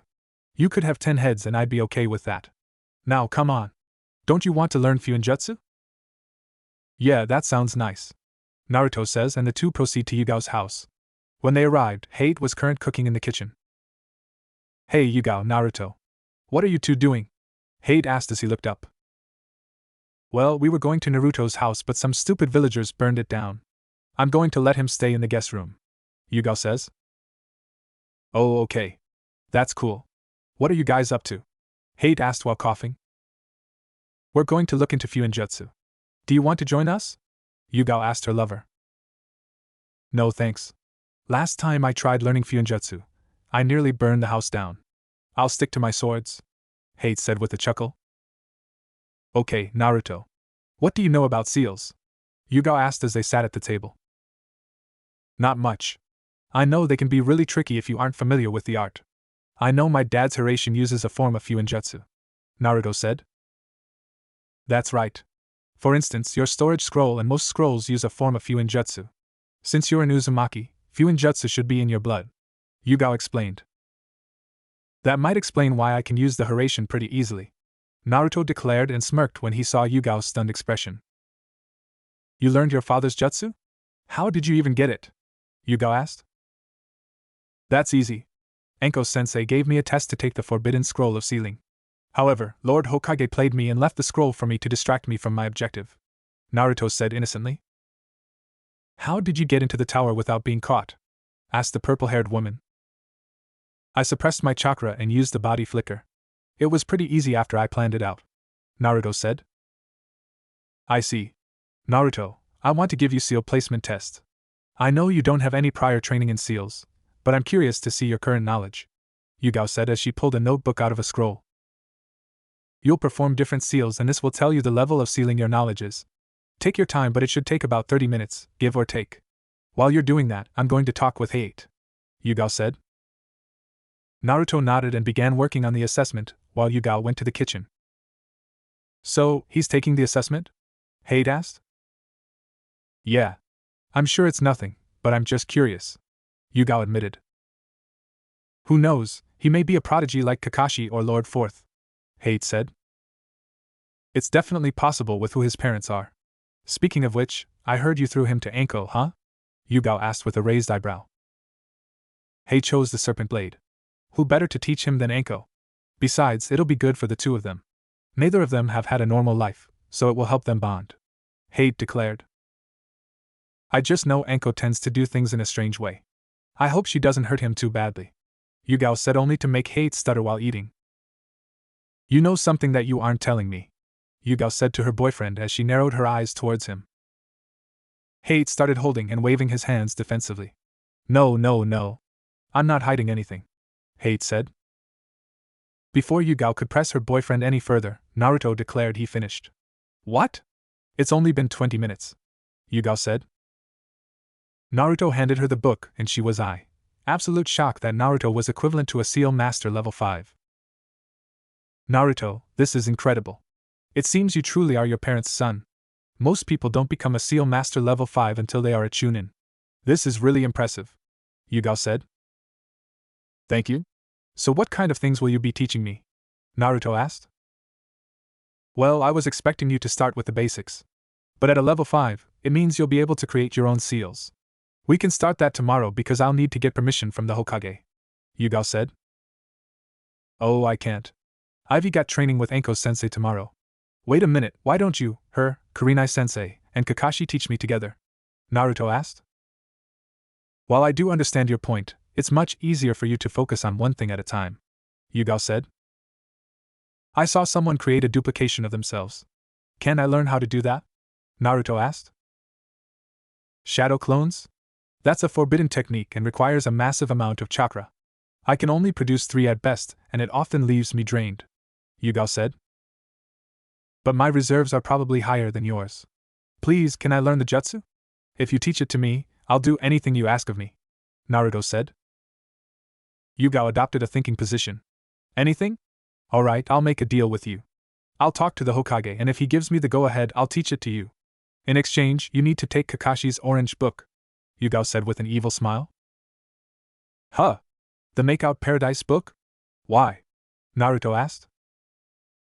It's offensive to us girls. If you can't do it, that's fine, but then you won't learn the jutsu, Yugao said. Wait, I'll do it, Naruto exclaimed. 3 members of the house shared a laugh and continued spending time together. Naruto got to learn about Hate and Yugao, while they were able to learn a few things about Naruto. The evening was going perfect, and when nighttime came around, the blonde laid in an actual bed opposed to a pallet. He glanced up through the window and looked directly at the moon. It was shining brightly, and it allowed Naruto to clear his mind. Within moments, Naruto found himself falling a deep sleep. Today was a strange day for the blonde. While most children find the day of their birth to be an exciting day, Naruto Uzumaki had no such feeling. Ever since he received the memories from Hagoromo, on October 10th, multiple assassination attempts on his life by the demon hunters occurred. Naruto wasn't scared of being attacked or even being killed. However, he prayed for those he cared about and their well-being. When Naruto got up, he was met by Yugao and Hate bright and early to wish him happy birthday. Happy birthday, the two said and were greeted by a warm smile. Thank you both, but my birthday isn't a big deal, Naruto said. Nonsense. Come on, we've got your birthday presents, Yugao said. Naruto nodded and followed the others to the living room. From Hate, Naruto was given a set of specially made kunai that were nearly identical to his father's Horatian kunai. Naruto thanked the man and to his surprise, Hate received a big hug. From Yugao, she got her nephew his own Fuinjutsu set. Unlike most people, Naruto is able to use his own blood instead of ink to create advanced seals. The trio enjoyed the morning together until they were greeted by a few others. Entering the house, Kakashi, Kurenai, Anko, and Hiruzen showed up. Kakashi, Kurenai-sensei, Anko-sensei, Grandpa! Naruto shouted, acting like the excited 5-year-old child he was. This made the Hokage smile softly. Happy birthday, my boy. I've got a special present for you, Hiruzen said as he hands Naruto a special chain. What is it? Naruto asks as he inspects the chain. This is made from a special material that is found in only one place. It was the chain of the Uzumaki that his mother came to Konoha with. This had Naruto getting emotional and the blonde hugged Hiruzen tightly. My Naruto. Don't forget about me, Kakashi said as he handed him a copy of the Make-Out Paradise book. Suddenly, there was a spike of killing intent by Anko, Yugao, and Kurenai. I'm kidding. That's for when you become a shinobi. Here is a special coupon for free ramen, up to the 3 bowls for a month, Kakashi explained. The look of absolute love grew on Naruto's face. Kakashi! You're the best big brother ever! Naruto cried out. While Kakashi wasn't one for showing emotion, he never held it back from Naruto. When it was Kurenai's turn, she gave the blonde a book on advanced genjutsu. I figured you would like to learn more about the genjutsu art, Kurenai said. Thank you, Kurenai-sensei, Naruto said with a bright smile. Before Anko proceeded to go, a flash of green suddenly appeared. Good morning, my youthful friend. It's time that you receive the gift of the green beast, Guy declared as he handed the blonde a green jumpsuit. Whoa! That's so cool, Naruto said as anime hearts appeared on his face. The blonde quickly got dressed and made the nice guy pose. Naruto! Guy shouted with his thumbs up. Guy-sensei! Naruto shouted back with his thumbs up. Naruto! Guy shouted. Guy-sensei! Naruto shouted as he met Guy's sparkling teeth with his own. Oh my god! What have we created? Everyone in the room said as they watched in horror at the two. Anko walked over and kneeled down. EXT to Naruto with an over-friendly, sweet voice. Oh Naruto? If you wear that during our training, you'll be stripped down naked and hung in front of the entire village, Anko said. Naruto started shuddering at the thought. You know what, I think I'll find my own style, haha, the blonde said sheepishly. Good boy. Now, do you want your present? Anko asked. Yeah, Anko-sensei, Naruto said. Here. This is the snake summoning contract. Your fighting style is perfect and to complete it, having snake summons would be ideal. I mean, you don't have to, Anko said but was cut off by a tight hug from Naruto. Of course I'll sign it, Naruto said as he bit his finger and wrote his name after Anko's name. Naruto, are you sure you want to sign it? You can only have one summon, Hiruzen said. I'd sign it regardless if I could summon them or not, Naruto declared. What are you talking about, Naruto? Kakashi asked lazily. Naruto started blushing and looking down. This didn't go unnoticed by anyone. Naruto, why don't you tell us your reasonings? Hiruzen asked with a smirk due to knowing what the boy was thinking. Well, when I marry Anko-sensei, I want our children to have 2 parents that belong to the snakes, Naruto said and everybody went speechless. Anko blushed and looked away. Why do you want to marry me? I'm like 10 years older than you, Anko muttered. You are my best friend. We nearly train every day. You like playing pranks with me, you push me to be my best, and when you were at the hot springs, I nearly died when I saw you, Naruto said innocently. Naruto, when did you go to the hot springs? Kurenai asked. Well, I saw Kakashi, Hate, and some other guy at the springs. I wanted to see what they were looking at, Naruto said. In that moment, the room went cold, and 2 men in particular were hiding behind their Hokage. Did I say or do something wrong? Naruto asked. We'll talk later. Since it's your birthday, I'll give you a break, Yugo said as she sipped some of her coffee. Naruto, let's go to the training field. I'll show you a new jutsu, Kakashi said. Yeah, and I'll teach you a few moves with your swords, Hate said, but both men were placed under Kurenai's genjutsu. Nope, you two are getting punished, and when in Findasuma, he'll be punished too, Kurenai said. Want to get dango? Naruto asked Anko, who nodded. Before she performed a shunshin, Naruto stopped her. Watch this, Naruto said as he opened the window and threw his marked kunai. Both Naruto and Anko vanished in a yellow flash, putting an end to the antics the group was doing. Did he just? Hiruzen asked as his pipe fell. I think so, Kakashi added on. Naruto and Anko were eating quietly at the dango shop where they were met by two boys with black hair. Suddenly, Naruto's Sharingan activated as he felt uneasy around them. Yo, Anko, said the boy with a bright smile and a lazy wave. Hi, Shursui, Anko said with a slight smile on her face. What are you up to? D-rank babysitting mission? The boy identified as Shursui asked before he noticed Naruto's Sharingan eyes. Whoa, I haven't seen you around the compound. Who are you? Shursui asked. Hello, Shursui. My name is Naruto Uzumaki, Naruto said as he gave a bow, deactivating his Sharingan. An Uzumaki, huh? Aren't you supposed to have red hair? Asked the older boy. I don't know. I get my hair from my dad, Naruto said. Cool. Anyway, Anko, do you want to go to the Kyuubi festival tonight? Shursui asked. Anko straightens up and starts blushing madly. Yeah, haha. Sure, it would be fun, Anko said sheepishly. Sweet, see you then, Shursui said as he and the other boy left. You were acting funny. Is everything alright? Naruto asked his sensei. Yeah, I'm fine. Hey, take today's training off, alright? We'll resume tomorrow, Anko said as she left the dango shop, leaving a confused-looking Naruto. Not making much of it, Naruto decided to go for a walk.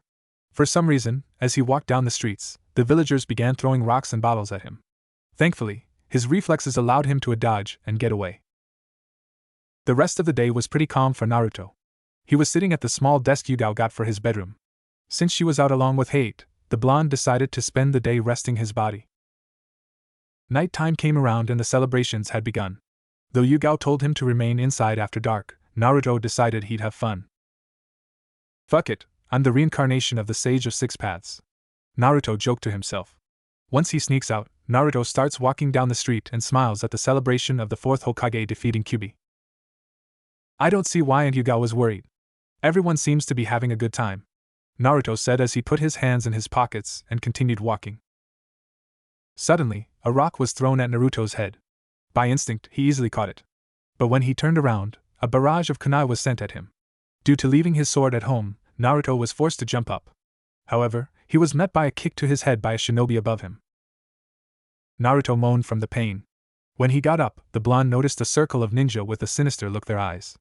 Looks like the demon came out to play, said one of the men. Let's show the demon what happens when you mess with Konoha, shouted another man as he flicked a kunai. Naruto was able to duck, but found two more kunai in his back. Die, demon! Shouted a woman. Lightning release electric shockwave, shouted a man as multiple lightning bolts struck Naruto across his body. Though he was in utter pain, he refused to go down without fighting. Konan. Is that the best you've got? Naruto asked as he adopted the snake taijutsu style. He proceeded to charge the man that used the lightning jutsu.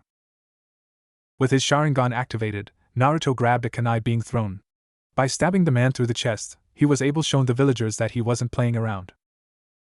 However, another round of kunai assaulted him. Yelling in pain, Naruto turned to face a new target. But unfortunately, Naruto continued roving multiple attacks. Eventually, he dropped to his knees from the pain being too much. What's wrong, demon? Too afraid to fight? Asked one of the men that charged towards Naruto. As Naruto continued receiving the beatings, the memories of the past beatings and assassination attempts on his life was flashing before his eyes. Tonight the demon dies, shouted the man as he stuck his kunai through Naruto's chest, inches from his heart. This caused Naruto to puke up blood. Anko and Shursui met up with both Hate and Yugao. As they were walking, Yugao expressed her feelings about Naruto. Due to nobody knowing the truth, she had to be careful with her words. Have any of you seen Naruto? Yugao asked. No, last I saw him was at the dango shop. Why, is something wrong? Anko asked. No, I'm just worried. Today is his birthday, and I feel bad for not spending time with him, Yugao said. Why don't we invite him out here? I mean, if it's his birthday. Shoot, little dude deserves to have some fun, Shursui said. The group's conversation was cut short by gathering of the crowd. While it wasn't uncommon, the words of killing the demon caught their attention. Yugao quickly ran over and the sight made her absolutely sick to her stomach. Yugao was disgusted at the sight before her. Naruto was on the ground with multiple kunai and shuriken in his body, burn marks and lightning strikes on him. Her killing intent reached a new level. "Why are you defending the demon, you demon lover?" shouted a man. "Hey! That's my student!" Anko shouted as she drew a kunai. Shursui pulled her wrist back. "Let me go. I'll teach these bastards what happens when they hurt someone close to me," Anko said. "Haha! Let's get these whores. This demon's influence will be no more," shouted the man as he charged with his kunai. Instantly, a piercing hand of lightning went through the man's chest. "You broke Lord Third's law. Immediate execution," Kakashi muttered in disgust. At the same time, Anko flicked a few kunai that killed some of the shinobi by striking their vital points. "Looks like Ibiki will be getting some new toys," Anko said with a sadistic smirk. Yugao ran over to Naruto and noticed his body began healing. Impossible, thought the woman. "Come on, Kakashi. Let's show these idiots what happens when you mess with Naruto," Anko said. "I agree," Kakashi said as he turned to face the ninja. "That's enough. Anbu, arrest all these fools. Send them to Ibiki and have them erased," Hiruzen said as he appeared from nowhere. "Lord Third," Yugao called out with tears of pain. "It's okay, Yugao. He'll be fine. Trust me, Anko's given him worse," the Hokage said with a sad smile. "I suggest we call it a night. Yugao, get Naruto home. Kakashi, meet me in my office," Hiruzen said as he vanished. "I'll be over later," Anko said to her friend before she handled a small issue her date was causing. Anko and Shursui walked away from the group. "Damn, that was close," the boy said with his arms behind his head. "What was that about? You expected me to let Naruto keep getting hurt?" Anko asked. "There is a lot you don't understand. He isn't good to be around, not with your situation," Shursui said. "What do you mean?" Anko asked as she stopped walking. "Look, in all honesty, your status puts you right above the kid. Truth be told, it's because of him that you aren't the bottom of the barrel. You're my friend, and so I'm helping your status by associating with you," Shursui said. "You think I give a damn about status? Who cares that I'm the snake whore? I'll be a damn snake bitch. But when my friend is in danger, I'll kill anyone that fucks with him," Anko shouted. "Pathetic. Tell me, do you know why your parents were killed?" Shursui asked. "They died on the night of Kyuubi's attack. They died protecting this village," Anko said. "Who do you think is responsible for their death? I can assure you, you can't kill a tailed beast. The law prevents me from speaking about it. But know this, the fox is still alive. Isn't it funny that Naruto was nearly killed on his birthday, and that his birthday is the anniversary of Kyuubi's attack?" Shursui asked. Anko stood frozen. "Are you saying that Naruto is the Kyuubi?" Anko asked. "I'm saying that the Hokage sacrificed his life to stop the fox. It suddenly vanished and Naruto is hated by everyone, along with being born during the attack." "God, how stupid can you be?" Shursui asked in a taunting tone. "Fuck you, Shursui. Fuck you and everyone else. Even I know the difference between a kunai and the storage scroll that it's sealed in. I feel sick that I even had a crush on you. Thank God I didn't sleep with you and your small dick," Anko said before leaving. Yugao placed Naruto inside his bed and covered him up. "I'm sorry this happened, Naru," Yugao said in a whisper. Hate placed his hand on her shoulder. "How is he?" asked the man. "Lord Third said he would be all right," Yugao said with a soft smile. "I trust him. Naruto isn't some normal kid. He can take anything and come back 10 times stronger," said Hate. Yugao was about to respond until she heard a knock at the door. When she opened it, Anko was standing there in tears. "Anko? What happened, are you alright?" Yugao asked. "I'm a horrible person. I blew Naruto off for that dickhead, Shursui. What kind of sensei am I? I'm just like that snake," Anko said. "Hey, you're nothing like him. What happened?" Yugao asked as she brought Anko inside. After explaining everything that happened, Yugao assured her that it was okay and that Naruto didn't hold grudges. "She's right, you know. I'd never hold any ill feelings towards you," said the voice of Naruto. "What are you doing awake? How are you standing?" Hate asked. "Anko's lessons have taught me to toughen up. Besides, deception is a ninja's best tool," Naruto said as he limped to the couch and sat next to Anko. Gaki, I'm sorry. I shouldn't have ditched you on your birthday like that, Anko said. No worries. You can make it up to me by buying me ramen. I've got the coupon, so you can pay for other 100 bowls or so, laughed Naruto. Anko chuckled. Of course. I can't let my star student starve, Anko said. You know, after tonight, I realize that I have much training and growing to do. I'm not invincible and I need all the training I can get. Anko-sensei, can you train me like your sensei trained you? Naruto asked. Huh? Do you know what you're asking? Anko asked. Yes. But how can I protect my future wife if I can't surpass her? Naruto asked with a wink. He then kissed her forehead softly. Good night, Naruto muttered before flashing back to his room. A few curse words were heard from Naruto's room after he landed on the floor. This caused the others to chuckle. He's one of a kind, Yugao said with a sigh. You know, it's something about him that really gives me determination, Hate said. I agree. To become stronger and train him to surpass that bastard. I believe that it's possible, Anko said. Anko, as his official guardian, I am appointing you to train him and push him to his limits, while at the academy. I want my boy to be the best gen this village has ever produced, Yugao said. Of course. I do have a small favor to ask. I said some fucked up things to Shursui. Could I crash on your couch? Kurenai went to Asuma's house and I don't want to deal with any Uchiha, Anko asked sheepishly. Yes. That's fine. But you better not enter his room. I'm serious, I'm a sensory ninja, remember? Yugao said. Hey, I'm not that bad, Anko said. Jay, remember you and Iruka at that sleepover? Yugao said with a chuckle. Hey, you promised to never speak of that again, Anko said.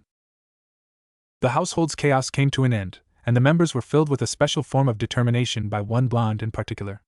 Over the next year, Anko kept true to her word and trained the Gaki like her sensei trained her. However, instead of throwing him away when he fails, she used those moments to help the boy out. At the same time, Anko was promoted to Special Jonin while Yugao was accepted into the Black Ops. As Naruto improved, so did his precious people.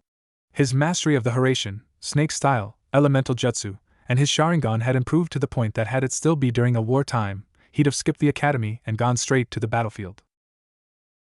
Well, that was certainly an eventful evening, said Hagoromo. I agree. But it was a real eye-opener. You know, I'm glad it happened, Naruto said to the sage. You're an enigma that not even I, the sage of 6 paths, will ever understand, Hagoromo said with a chuckle. Gramps, I've got a question, Naruto said. What is it? Asked the sage. Your eyes. Those aren't your original eyes, are they? Naruto asked. That's right. I have the Rinnegan. It's the semi-final form of the Sharingan, Hagoromo said. The semi-final? What's the final form? Naruto asked. You see, there are 5 stages of the powerful eye. You've currently awoken the first stage, which is a basic Sharingan. The next step will be the Manjikyu Sharingan, Hagoromo explained. How do I awaken it? Naruto asked. The sage frowned at the blonde. To awaken the next level is a task that many have failed to do. It not only gives you power, but the darkness in your heart is also amplified. You see, there is one particular condition that must be followed, Hagoromo said. What is it? Naruto asked. Kill the person that's closest to you. End their lives and receive the reward of the Manjikyu, Hagoromo declared in a serious tone, having Naruto freeze up.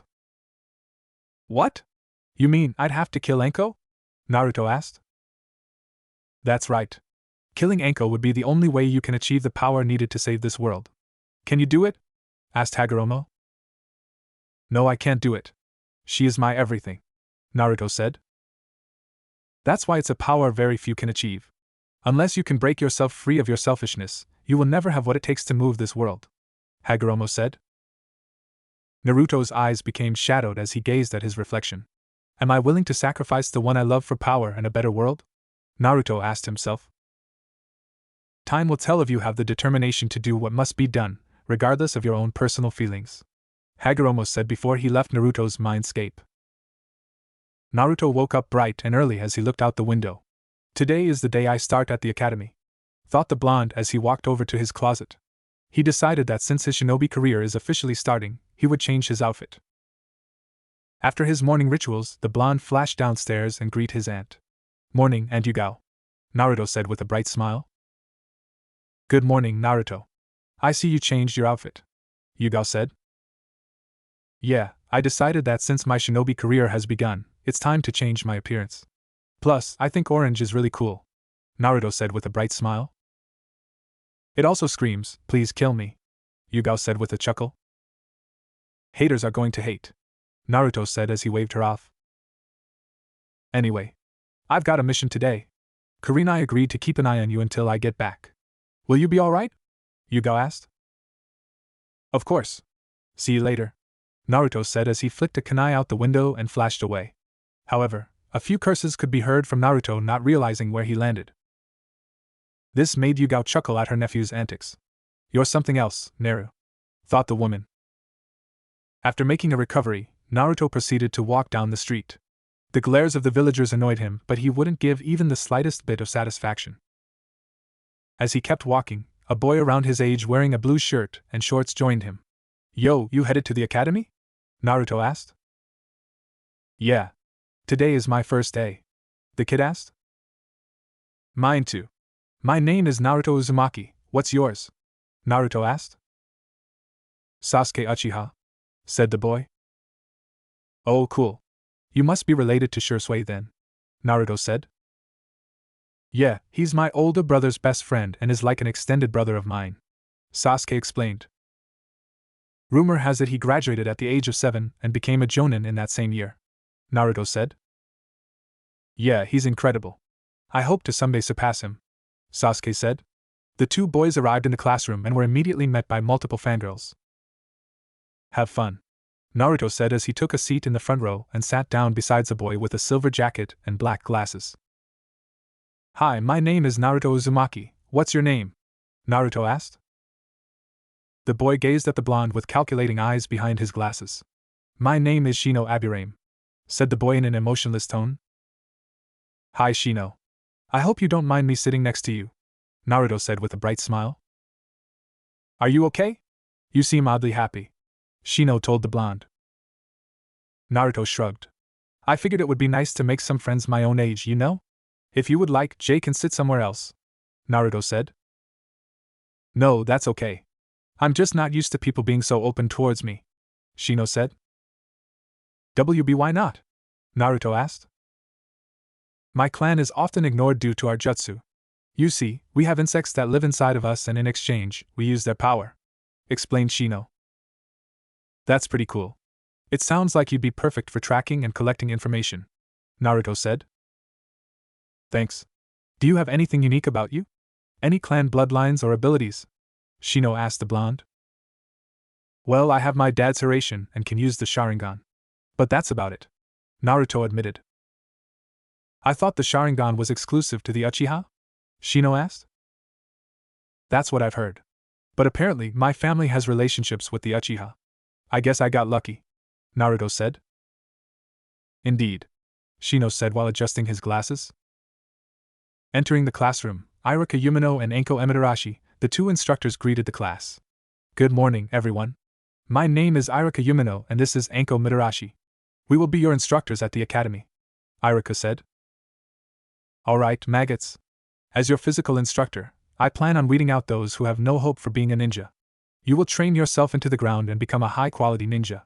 One of my students that I've trained is actually sitting here. Introduce yourself, Gaki," Anko called out. Naruto stood up. "My name is Naruto Uzumaki and I'm the student, of the Anko Amaterasu," Naruto said. "Anyway, you will spend most of your time in the classroom and everything will be on theory. As you get closer to graduation, you'll be expected to perform. Does anyone have any questions?" Irika asked. Sasuke raised his hand and stood up once he was called. "How do we go about graduating early?" Sasuke asked. "Unfortunately, Lord Third has passed a rule that requires our students to complete the entire 6 years. This is so you can maximize your skills and abilities before you're in the field," Irika explained. Sasuke scowled before sitting down, and Naruto raised his hand. "What are you going to teach us?" Naruto asked. "You'll learn about shinobi history, chakra theory, laws and regulations of the village, mission rankings, shinobi ranks, and everything in between," Irika said. Sounds boring, Naruto said as he sat down. Class was soon let out for the day, and as Shino was leaving, Naruto called out to him. Hey Shino. Do you want to come with me and train? Naruto asked. To train? Shino asked curiously. Yeah. We can learn more about each other and get stronger, Naruto said. I see. Yes, I will join you, Shino said, and the two boys proceeded to a training field that wasn't being used. Okay, let's start off with 100 push-ups and sit-ups, Naruto said as he immediately got down. Shino inspected Naruto, and without speaking, he started doing push-ups as well. The two did their push-ups and sit-ups, along with talking about their likes and dislikes. Nighttime came around and both boys were watching the sky. Hey Shino? Naruto called out. Yes? Shino asked. What's your dream for the future? Naruto asked. My dream? I suppose it would be to become the clan head and lead my clans. What's your dream? Shino asked. Truthfully, I don't really know. I guess if I had to think about it, it would be to make my parents, and Yugao, and Anko-sensei proud, Naruto said with a sheepish smile. I see. I suppose that's a good dream to have. However, it is getting late. I will see you tomorrow, Naruto, Shino said with a bow. Oh, okay. I'll see you later, Naruto said as he started walking home. During his walk, Naruto not saw the glares of the villagers and heard the comments of wanting the demon to die. Naruto arrived at Kurenai's house and without a thought, he entered. Yo! Naruto greeted. Naruto? What are you doing here? Kurenai asked. I was out training with Shino and decided to visit you. How are you? Naruto asked. I'm fine. How was your first day at the academy? Kurenai asked. It was alright. Anko-sensei was pretty funny. I also made a friend with Shino Aburame, Naruto said. You did? That's good.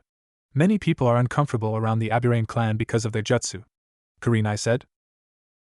Yeah, Shino showed me his bugs. They are really cool. I kind of wish I had a special clan jutsu, Naruto said. Well, consider the Hiraishin your family's jutsu because nobody else outside of the Senju and Namikaze's clan has access to it, Kurenai said. That's true, I never thought about it. Where is Anko-sensei at? Naruto asked as he walked over to the fridge. She's asleep. Do you want me to wake her? Kurenai asked. Don't worry, I've got it under control. Wow, this dango tastes amazing. Good thing Anko is a good sport. Naruto shouted and instantly, a purple blur tackled him to the ground. Kurenai sighed. I swear, you two are two peas in a pod, Kurenai said. Damn, sensei. It's just dango, Naruto said as he sat up. Dango is the food of the gods. You have not been selected to appreciate its glory, Anko said. Ramen is better, Naruto muttered. Whatever anyway, why are you here? Anko asked. I was just visiting Kurenai because Aunt Yugao is on a mission, Naruto said. Lucky. I'd kill to go on AB rank right now, Anko said. I can't wait till I start taking missions and doing real shinobi stuff, Naruto said. It will come with time. Naruto, are you hungry? Kurenai asked. Yeah, I did work up an appetite, Naruto said, and he joined Kurenai and Anko in the home-made dango. This isn't too bad, Naruto said. I told you. Dango is the food of the gods, Anko declared. I guess if your god is special needs because ramen is the food of the gods, Naruto said. Dango! Anko shouted. Ramen! Naruto shouted back. Dango! Anko yelled. Ramen! Naruto yelled before he and Anko were hit over the head by Kurenai. That's enough. Naruto, it's getting late. I think it's time for you to head home, Kurenai said. Naruto looked and gave a soft smile. Oh yeah? Do you guys need help with anything? Naruto asked sheepishly. Kurenai and Anko shot each other a look. No, that's alright. You can head on out, Kurenai said. Oh okay. Hey, when was the last time the floors were moped? They seem kind of dirty. I'll mop them for you, Naruto said. Naruto, I mopped earlier. Is everything alright? In all my time of knowing you, I don't think I've ever seen you wash a dish, let alone mop, Kurenai said. No, nothing is wrong. I'll see you guys later, Naruto said with a bright smile as he exited through the door. I got it. I'll see what's bugging him, Enko said while secretly following him. Naruto made it across the village towards the Aburame district. As he tried to enter, the guard stopped him. Young man, it's late. The Aburame clan isn't expecting any visitors, said the guard. But Shino left this rock at the school. I don't want him to lose something of his, Naruto said. Get lost, the guard said, and Naruto turned to walk away. As he was walking, Naruto found Kakashi's apartment and decided to pay him a visit. Naruto? What are you doing here so late? Kakashi asked lazily. Can I hang out with you? Naruto asked. What? I think it's time for sleep. Especially because I've got a mission tomorrow, Kakashi said. Oh, well, it is late. Is it cool if I crash here? Naruto asked. Sure. Go ahead, Kakashi said with a tired gaze. He closed the door, and the two brothers went to sleep. Gaki, you are one weird guy, Enko thought before going home. The students inside the class were standing outside, waiting to begin their first taijutsu lesson. Since the year just started, they would be giving a demonstration of their current abilities. Iruka was standing next to Enko as they were discussing the lesson plan for today. Do you think it's wise to have them fight each other? Iruka asked. Don't be a pussy. These brats need to feel what a punch feels like. Besides, it will be a good idea to feel how the class will do, Enko pointed out. I suppose. But how do we properly match up the students? Iruka asked. Don't worry. I'll stick clan heirs with each other and civilians together. How does that sound? Enko asked. Okay. I suppose that will work, Iruka said. Alright, maggots. Listen up, we're going to be doing some soaring. We don't know how your training has been outside the class, so today, you are all weaklings. If you want to change our minds, prove it to us, Enko called out. Weakling? I'll show you a weakling, Kiba shouted, and his ninja hound, Akamaru, started barking. Oh really? Alright, Naruto Uzumaki will start with Kiba Inuzuka, Enko called out. Easy. This loser is going down, Kiba said as he walked to the center of the field. Naruto sighed and proceeded to meet Kiba halfway. He gave a soft bow.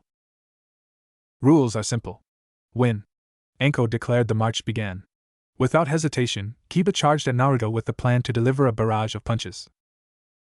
Naruto's Sharingan activated and he was able to sidestep the Inuzuka and bring his fist upwards.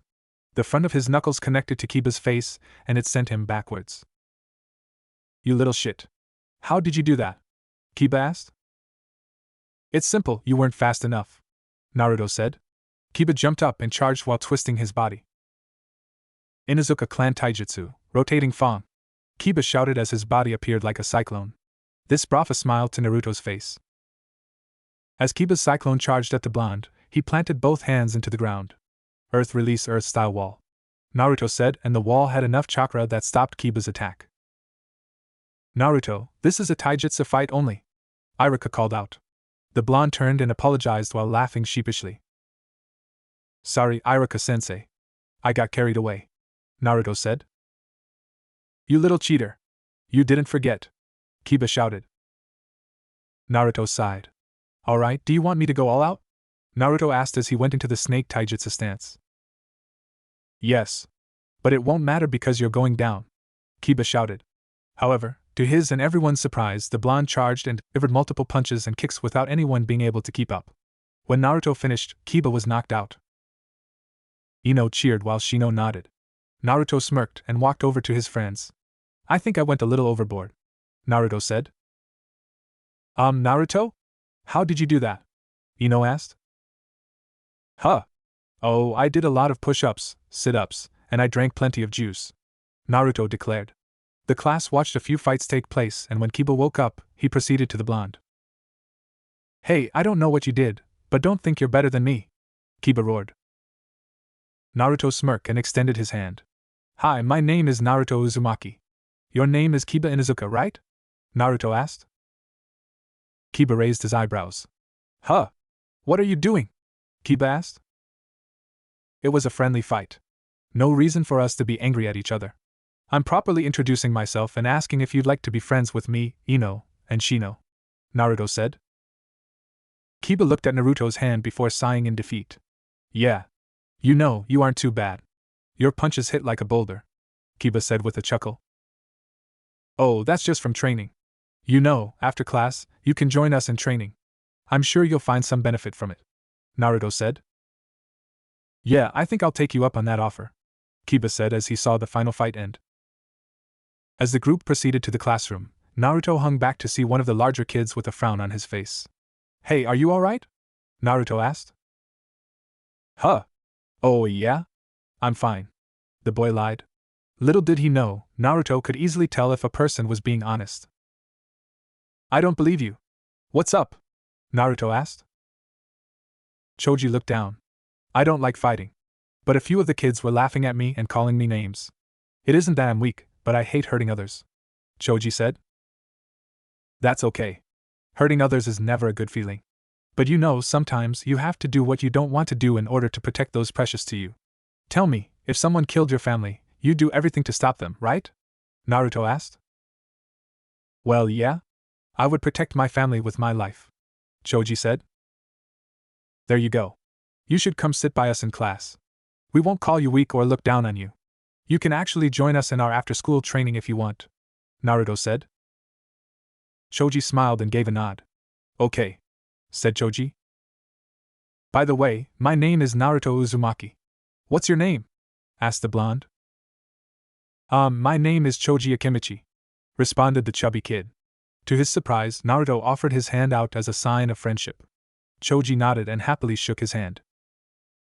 Little did the kids know, one elderly man was watching from above with a soft smile on his face. Naruto, my boy. If there is one thing you have, it's the ability to turn any stranger into a friend, Hiruzen said. Lord Hokage, we have some bad news, said Kakashi as he entered. Hiruzen turned to face Kakashi. What is it? Asked the elderly man.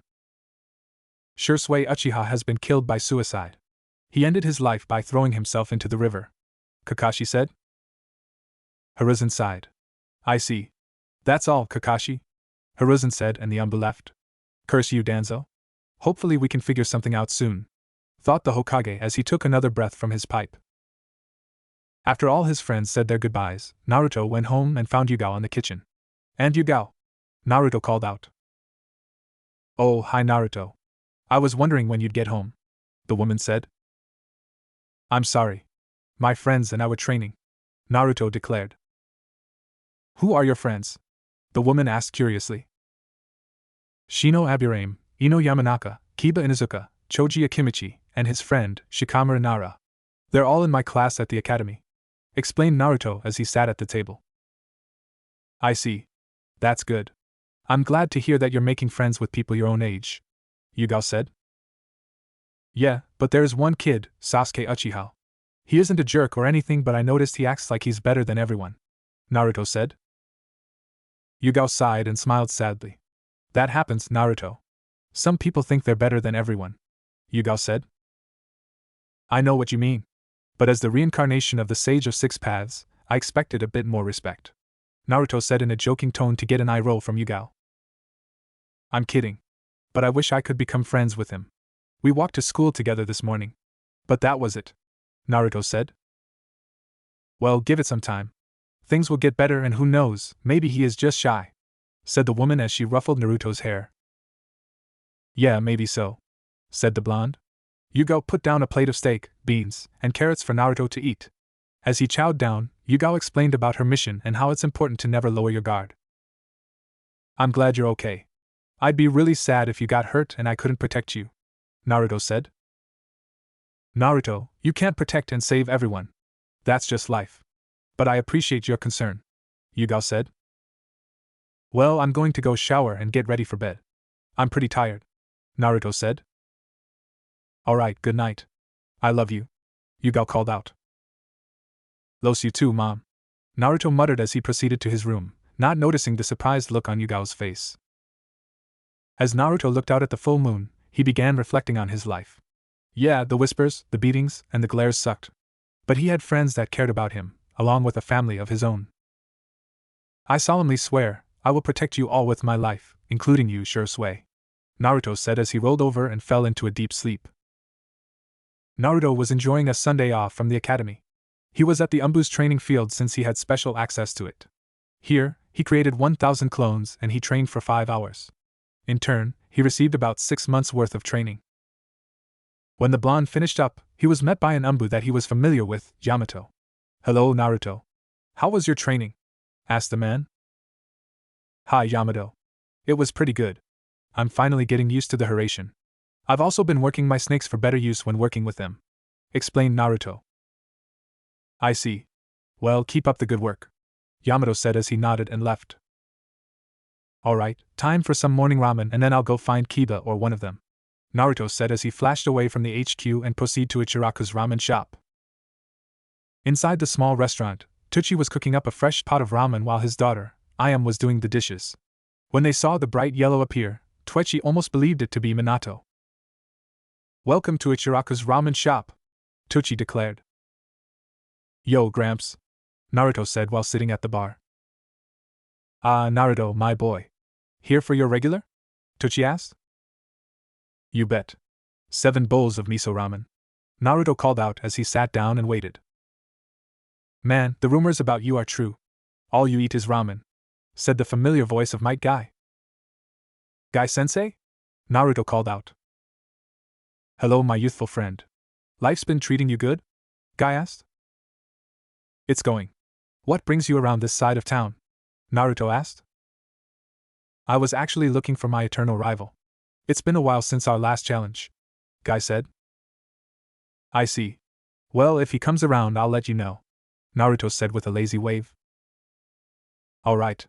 I'll see you around," Guy said as he left the shop. "You can come out now," Naruto called, and appearing next to him, Naruto's favorite masked man. "Thanks, Naruto," Kakashi said. "No problem. What are you doing today?" Naruto asked. "Not much, just on the path of light," Kakashi responded lazily. "Sounds about right. I just finished my morning training. I'm going to go look for Kiba or Ino. Hopefully they aren't busy," Naruto said. "Training has been going well?" Kakashi asked. "Yeah. I'm getting the hang of the Hiraishin. But I'm trying to add a few more elemental jutsu to my arsenal. Something that does massive damage," Naruto said. "Naruto, what's your favorite element to use?" Kakashi asked as Naruto began chowing down on the ramen Ayam gave him. "Honestly, wind is my favorite, but lightning is pretty close too. The idea behind speed really excites me in battle," Naruto said. "Well, one of these days you should come find me. I might be able to teach you jutsu or two," Kakashi with an eye smile. "Thanks, Kakashi. You're the best," Naruto said. The blonde finished his ramen and paid for it. As he was walking down the street, Naruto was approached by a man wearing a blank white mask and black shinobi robes. "Naruto Uzumaki, Lord Danzo has requested your presence," said the man. Naruto looked up at the man. "Alright. I've got some time to kill," Naruto said as he and the root member vanished in a shunshin. When they arrived, Naruto explained the Hiraishin is much faster, but he got no response. So much for having personality, thought the blonde. "Lord Danzo will see you now," said the ninja. "Thanks," Naruto said lazily as he entered the room to see an elderly man with bandages sitting across the desk. "Hello, Naruto," greeted Danzo. "Yo," Naruto responded in a casual tone. "Naruto, I've got a question for you. If you have 10 shinobi and one of them are sick with a contagious disease, what do you do?" Danzo asked the boy in a calm tone. Naruto raised an eyebrow while chuckling. "Simple. You can kill the ninja and prevent him from infecting the team so you can complete the mission," Naruto said. "Interesting. It seems the two of us have a similar way of thinking," Danzo said. "I said that's what a person can do, not necessarily what I do. Tell me, why did this ninja get sick? Can he get help? Is the mission more important than their life?" Naruto asked as he sat back with his calm expression. Danzo remained silent as he gazed at Naruto. "In the years since before the First Great War, I've never heard anyone think about the question and look at it from outside the box," Danzo said. "I see. Well, tell me. What did you want to meet me for?" "I doubt it's to ask a silly question," Naruto said. "I've been watching you since you were born. Due to Hiruzen, I've been forced to remain as an underground root. But seeing that you're an academy student, I'm able to assist you now. Tell me, what do you know about Umbu? Danzo asked. Naruto's eyes remained calculated as he gazed at Danzo. I know they are the Hokage's personal guard. However, it seems you've got your own form of Umbu.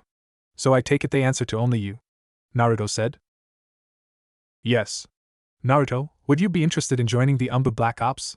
Of course, you'll join the Root Division. But once I'm elected as the 5th Hokage, I'll be able to promote you to the official rank of Umbu. Danzo asked. Naruto smirked. Can I think about it?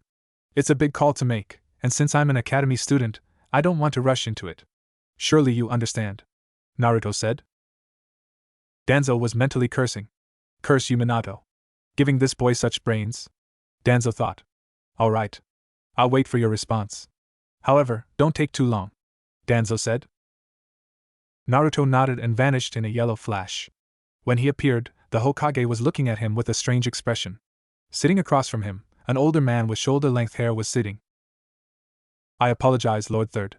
But this is more important than whatever is going on here. Naruto said. Naruto, this is the Fire Daimyo. Please show the proper respect. Hiruzen said. Naruto nodded and faced the daimyo.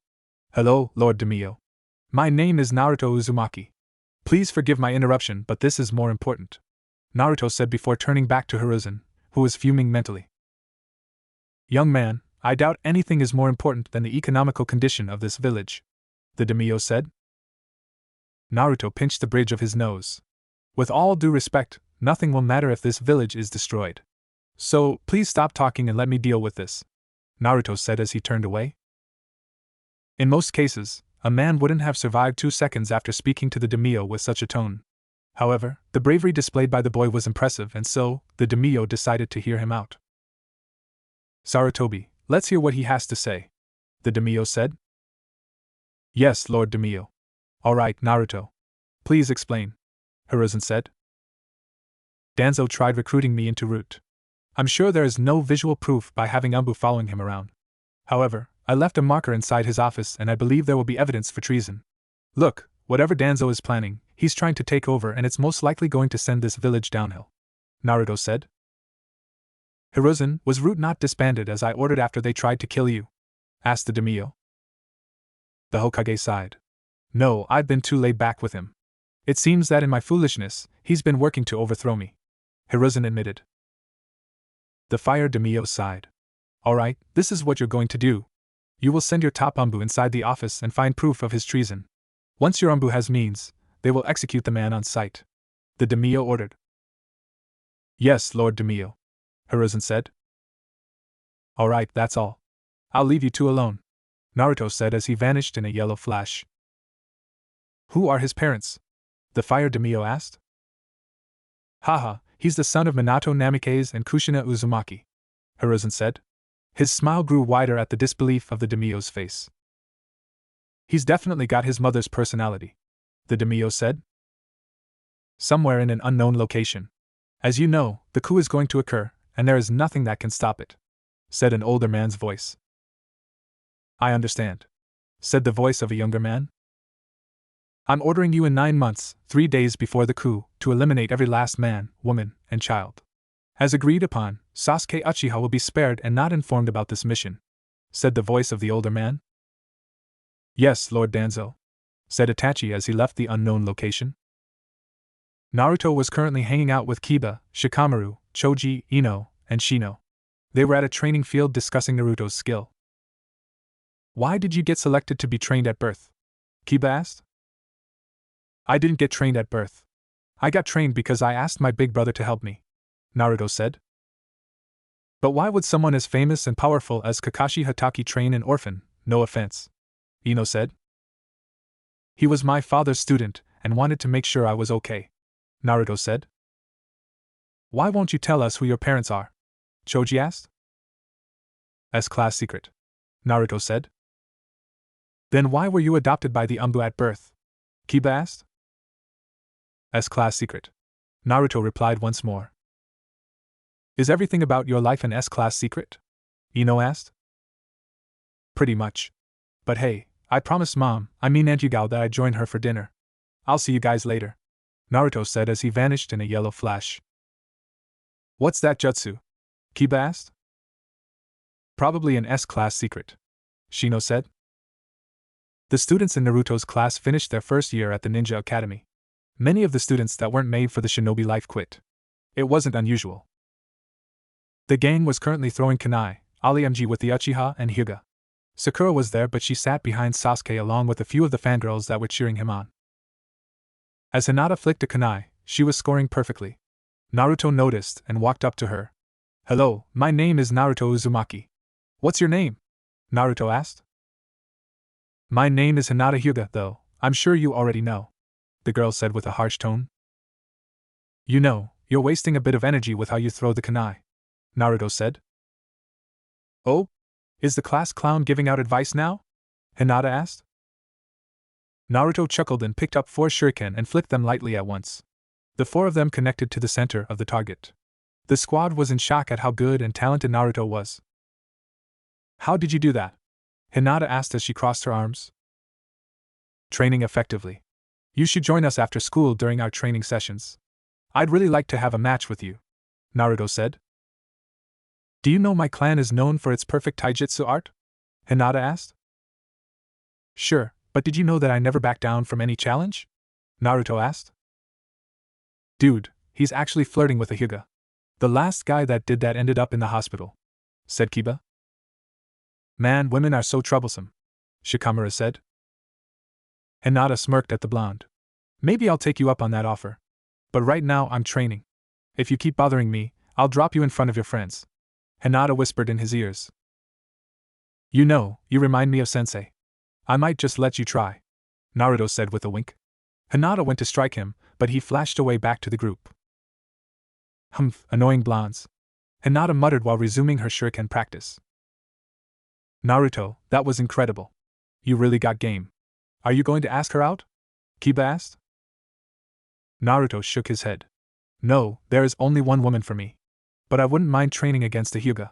She could probably wipe the floor with me in an only taijutsu match, Naruto admitted. No way, you're the best in everything in our class, Ino said.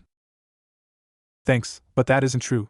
You're way better at gathering information, Kiba is a better tracker, Shikamaru is an excellent strategist, Shino is an excellent tracker and information gatherer, and Choji is easily stronger than me, Naruto said.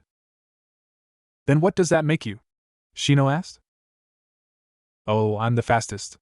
I might take the name, Orange Flash of Konoha, haha, Naruto said in a joking tone. Such immature kids. Playing around and not taking life serious. As an Uchiha, I need to be the best, Sasuke thought as he continued throwing kunai at the targets. A few hours passed and Sasuke realized that it was getting late. Shit, Mom is going to kill me, Sasuke thought as he quickly gathered his things and proceeded to leave. Stupid Uzumaki. Who cares, you are clanless and an orphan. I don't see what makes you so special, thought Sasuke as he couldn't get the picture of the blonde out of his mind. While walking, Sasuke noticed a figure standing on top of a light pole. Huh! Who is that? Sasuke thought, and when he blinked, the figure was gone. Man, that was weird. I better get home, Sasuke out loud to nobody in particular. Wait a minute, it's too early for everyone to be in bed. What's going on, another clan meeting? Sasuke thought as he proceeded to walk down one of the Uchiha district's main streets. To his horror, men of his clansmen were on the ground, their bodies cut open in such a brutal way. What the, I need to get home, Sasuke said as he started running. As he ran as fast as he could, he stopped by his grandparents, and were horrified at seeing them on the ground, lifeless. Who could do such a thing? Sasuke asked out loud. Sasuke made it to his home, and like everywhere else, it was a ghost town with all the lights off. Mother, father, Itachi, Sasuke thought as he proceeded to his parents' bedroom. Both of his hands were on the handles. Sasuke, don't come in. Please, begged his mother Mikoto. He instantly heard the sound of 2 bodies dropping. Using all of his strength, Sasuke ran inside and saw the same figure from before standing over the bodies of his parents. Who are you? Sasuke asked until he saw the face. Itachi? What's going on? Who killed mother and father? Sasuke asked. Itachi remained silent as he looked at his younger brother. Foolish little brother. Are you that stupid to the reality of what's before you? Itachi asked. Huh? Are you saying it was you? Sasuke asked as his tears ran down his face. Why? Why would you do this? Sasuke asked. It was simple. I wanted to test my ability and reach the new level, Itachi said without any emotion in his voice. Sasuke's became shadowed. You mean, you butchered our entire clan for the sole purpose of testing your ability? Are you out of your mind? Sasuke asked as he charged toward with brother with rage fueling his body. Instantly, Itachi struck his brother in the gut, knocking him to the ground. Foolish little brother, you're weak, Itachi said. Sasuke, you aren't even worth killing. Run and hang on to your pathetic life. You must have hate, little brother. You must have that hate for the rest of your days. Use it to become stronger, and one day, you'll have the same eyes as I do, Itachi said. I'm scared, I don't want to die, Sasuke shouted as he ran out of his parents' house, attempting to get help from someone close by. As he made it towards the gate, he was blocked by Itachi. Please, please don't kill me, Sasuke begged. Foolish little brother, as I said before, you aren't worth killing. I'm simply giving you a guide to have the same eyes as me. In order to awaken the power of the Manjiki Sharingan, you must take the life of the person most precious to you. Only then can you have the power to defeat me and avenge our clan. Before I go, I'll give a taste of what I can do. Tsukuyami, Itachi muttered. The entire world became black with a white outline, red sky and black moon. Itachi was slaughtering the members of the Uchiha clan, including their parents and grandparents. For the next 72 hours, you will relive the events of tonight. I want them burned into your mind every time your eyes are closed. If you wish to kill me, then hate me. Use your hatred as your drive to become stronger. Kill the one who you're most close with as I did with Shursui. Farewell, Itachi said as Sasuke continued seeing the death of his family. While 3 days passed through Sasuke's mind, only a mere second passed in reality. As he gave one final look to his brother, a tear can be seen running down his face. The next morning, word about the Uchiha clan massacre spread like a wildfire. When Naruto heard about it, he immediately went to the hospital. Let me see my friend, Naruto shouted. Young man, this is a hospital. There is no reason to yell, snapped the front desk lady. I don't care. My friend lost his entire family, and I'm not letting him remain alone, Naruto shouted. Naruto, that's enough. Please settle down, Hiruzen said. But Lord Third, look what happened, Naruto said. I'm aware of the events that took place. Sasuke is currently in a mental coma right now. He needs rest, Hiruzen said. Naruto frowned. Alright, I understand. But the moment he wakes up, let me know, Naruto said. I promise you I will, Hiruzen said, and Naruto left the hospital. Curse you, Danzo, what have you done? Hiruzen mentally cursed his former teammate's name. Naruto was sitting under a tree at the training field. The memories of the precious night and his meeting with Itachi was playing in his mind. Flashback. Naruto was on a midnight walk to clear his mind when he noticed a figure running at high speed. Deciding to check it out, Naruto found Itachi Uchiha. Hey, are you alright? Naruto asked as he saw that Itachi was covered in blood. Hello, Naruto. Yes, I'm fine, Itachi said. What happened? You look a mess, Naruto said. Naruto, can you do a favor for me? Itachi asked. What is it? Naruto responded. Please keep an eye out for Sasuke. I'm leaving the village, so I won't be around, Itachi said. Naruto had a confused look, and when Itachi's Manjiki Sharingan activated, he was brought to the world of Tsukuyami. Where are we? Naruto asked. That isn't important. But you need to be careful of the man, Danzo Shimura. He's ordered me to eliminate the entire clan aside from my brother, Itachi said. What? You slaughtered your entire clan? What the hell is wrong with you? Naruto asked. The Uchiha clan was planning a coup to attack the village. Had it gone through, many innocent lives would have been killed. It could have led to the Fourth Great Shinobi World War. I'm afraid I might have gone a bit far with Sasuke's MGD. But please understand that it was for the best. He'll most likely live his life for vengeance against me. Whatever happens, I need you to make sure that he doesn't fall down the path of darkness. Save and protect my younger brother, Naruto. I believe that only you can do that, Itachi said. I see. Alright, Itachi. I will, and I'll make sure Danzo is handled, Naruto said. Be careful. He's a tricky man and is smart. He was able to defeat Shursui. Naruto, Danzo's covered eye is actually an act. Behind the bandages, Shursui's Manjikyu Sharingan is there and his ability to use Kodoama Tsukumi is deadly. It can control any number of people for an unknown length of time. Please mature your Sharingan and eliminate him. Are you aware of the conditions? Itachi asked. Naruto nodded. Yeah, I know what to do. Get out of here, I'll get the Hokage and the Umbus so you have time to escape. Naruto said. Thank you, Naruto. You truly are a pure soul. Itachi said as he ended the jutsu and vanished into a flock of crows. Flashback ended. Can I really bring myself to kill Enko? Naruto silently asked himself as he thought about his conversation with Hagoromo. To sacrifice one person to save the world. Am I really ready to make that choice? Naruto asked himself before leaving and going to his own devices. The night was cool and breezy. The people of Konoha were enjoying a peaceful night. As everyone enjoyed their evening and prepared for the next day, one woman in particular didn't share those feelings. Inside of the shinobi bar, Enko was drinking herself to death. She couldn't even sit up straight, and whenever someone tried to cut her off, she'd send her snakes at them. Entering the bar, Kakashi saw the sad form of Enko and sighed. Enko, it's time to go home. Kakashi said. Fuck you, Cyclops. Enko said with a heavy slur. The masked ninja went through a series of hand seals before putting his hand on Enko's forehead. The seal used allowed Kakashi to purify Enko's body of all the alcohol. Come on, let's go for a walk, Kakashi said. Enko glared but nodded. As the two walked, Kakashi didn't bother pulling his book out. Rough night? Kakashi asked. It's Naruto. I can't believe him. I thought he was my friend, Enko said as her tears started to fall. Kakashi saw this. What happened? Asked the masked man. Enko started explaining the events that took place a few hours prior to their meeting. Flashback. Enko was jumping across the village. For a while, Naruto had been acting strange and even his friends and family began to get concerned. She decided that she'd check on her Gaki. When he wasn't at the ramen shop or any of the training fields, she decided to check one final spot.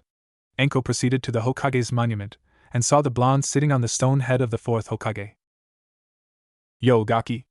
I've been looking everywhere for you, Enko called out. Hello, Enko. Naruto greeted in an emotionless tone without turning his head. Enko noticed the greeting. You alright? Enko asked as she sat down next to him. I'm having a problem and I just don't know what to do, the blonde admitted in the same tone. What's got you all dark and serious? With this attitude and those eyes, if you change your hair, you'd be a perfect Uchiha, Enko joked. You see, I'm debating on whether I want to kill you or not, Naruto said while remaining calm. This made the woman's eyes go wide. What? Naruto, that isn't funny, Enko said. I wasn't joking. You see, I recently learned about the second level of the Sharingan along with learning how to awaken it, Naruto explained. Enko, you're the best friend I've ever had along with being the first and only woman I have ever loved. Training with you, while brutal, it was the best time of my life, Naruto said. Then why do you want to kill me? Enko asked with a louder tone. Do you know why the Uchiha are so strong? It's because they love more than the average person. In a way, my love for you is something that nobody could ever compare to, the blonde said with more emotion than intended. You see, while love is one of their strongest emotions, it isn't their strongest. The one thing an Uchiha has that's stronger than their love, it's their hate, Naruto explained. Enko drew a kunai from her overcoat. The words Naruto were speaking broke the woman in a way that not even Orochimaru could ever compare to. Enko, I'm going to be frank with you. I absolutely hate you and everything about you. From your voice, your smell, and just the sight of you makes me sick, the blonde said as he started leaking killing intent. You don't mean that. No, the Naruto I know wouldn't hate anyone, Enko shot back, but Naruto only laughed. Really? That's a lot of talk coming from the worthless tool of Orochimaru. Didn't he abandon you? Was it because of how weak you are, or is it because you're nothing but an object to be used? Naruto asked with a sinister smirk. Stop it. Please, Naruto. Please stop it, Enko said as she started crying. You're such a child. You aren't even worth killing. I'm leaving, my business with you is over, the blonde said as he started walking away. As Enko looked at the blonde, he gave one final look and for a moment, it looked as if he was also crying. The blonde vanished in a yellow flash, leaving a broken Enko. Flashback ended. Kakashi looked in absolute shock. Are you serious? I just can't believe that Naruto would do such a thing, Kakashi said. I can't believe it either. But you know what? Fuck him and everyone else. The snake bitch from Konoha doesn't need anyone, especially a damn kid, Anko said. Though only a single eye can be seen, Kakashi's display of sadness wave evident. If you ever need to talk, I'm here, the silver-haired man said. Anko left the masked ninja and he just sighed. Naruto, what's going on with you? Kakashi asked himself. The blonde in question was inside his room. If anyone were to look inside, they wouldn't see a prodigy, shinobi in training. They would see a boy that's an emotional wreck from losing his best friend. Naruto, called out Hagoromo as he pulled Naruto into his mind. What? Naruto asked through his tears. Why didn't you kill her? Certainly it would have been less painful and heartbreaking, Hagoromo said to his reincarnation. You know that it's the only way to awaken the power. How do you plan of changing the world if you cannot make a single sacrifice, the sage asked? Naruto glared at the man. Shut up. You don't know anything about me, Naruto roared. Foolish boy, I know everything about you, Hagoromo snapped. As he stared with a stern expression, Naruto glared back. Naruto sighed as he decided to calm himself. Look, Gramps, I understand what you're saying, Naruto said. I don't believe you do. How can one hope to save the world if they cannot make a simple sacrifice? The old sage asked. Naruto smirked. How can I save the world if I can't even save a single friend? Naruto shot back, leaving the sage of six paths speechless. Look, old man, I don't know how you did it in your past or what the others before me did. But I'll find another way to achieve the power needed. I won't go down the path of darkness and lose myself to my hatred. I will break the cycle of hatred and create a new world, believe it, Naruto declared with determination. Hagoromo smiled. I knew it was you, my child. I truly believe in the words you say. Naruto, never lose your will and never let anything change you, the old sage said as he vanished, leaving Naruto to return to his thoughts. The next morning at the academy, the class was greeted by Irika and a silver-haired man. Everyone, Anko-sensei will no longer be teaching. Mizuki Korto will be our taijutsu and physical conditioning instructor. I expect you all to show him the same respect as you do me and Anko, Irika said. Naruto sat down with his friends but remained silent. Even when the others tried to speak with him, his answers were short and his tone was cold. This had everyone concerned and they believed something happened to Naruto. Hey Naruto. What's with you, man? Kiba asked. Naruto turned to face the boy. Nothing, responded Naruto as he resumed his class work. Well, we're going to Ichiraku's ramen shop after school today. Do you want to join us? Kiba asked. No, Naruto said without looking at the boy. Oh, come on. What do you have to do anyway? Kiba asked. Train, Naruto said. Okay, you're really pissing me off, Kiba roared as he grabbed Naruto by his hoodie. However, the blonde quickly grabbed the Inuzuka's wrist and pinned him to the ground with a kunai to his face. Hey man, I'm sorry. I'm just worried about you, Kiba said defensively. Naruto sighed and returned his kunai to his pouch. The moment Irika dismissed them, Naruto vanished in a yellow flash. When the blonde arrived at the training field, he created multiple shadow clones. You all have your orders. Get to work, Naruto said in a stern tone, and without hesitation, the clones started training. Arriving at the training field, Kakashi decided to find out what was wrong with his brother. Naruto, I'm going to have a few words with you, Kakashi said in a tone he didn't use often. Later, Kakashi. I'm busy, Naruto said, but found himself strapped to a tree by ninja wire. I figured you wouldn't sit down and listen, so I'm going to make you listen, Kakashi said in a fatherly tone. After a moment of struggling, Naruto have in and listened to what his brother had to say. Naruto, I heard about your conversation with Anko. What's going on? Asked the masked man. Nothing, Kakashi. It isn't any of your business. I simply severed the bond with her, Naruto pointed out. I think you did a bit more than that. What happened? What has you acting like such an irrational brat? All you need to do is dye your hair black, and you'll be just like an Uchiha, Kakashi said. You wouldn't understand, Kakashi. There is so much about myself that not even I understand. What I told to Anko was needed. Whether she was hurt or not, it's irrelevant, Naruto said. Kakashi raised an eyebrow. Naruto, what was one of the things that I taught you? Kakashi asked. Those that abandon their friends are worse than trash. I know, Kakashi. But I'm willing to be that trash. I've got no choice. Naruto argued. Naruto, what is going on? I don't want to force it out of you. Please just be honest and open with me. You're like my younger brother and I care about you, Kakashi said while softening his tone. Sorry, but no. Until I figure everything out, I need to be alone. Speaking of which, please inform Aunt Yugao that I will be moving into an apartment. It seems that with how things are going, it would be better for me to stay away from them, Naruto said as he vanished in a yellow flash. Minato-sensei, I wish you and Lady Kushina were here. I don't know what to do, Kakashi silently thought as he noticed the shadow clones continue their training. Over the course of the next few years, Naruto continued training and isolated himself. Slowly but surely, his friends stopped bothering to hang out with him. Yugao was forced to accept his decision, but she and Kakashi often kept an eye on him while on Anbu patrol. Enko worked with Ibiki in the torture and interrogation department.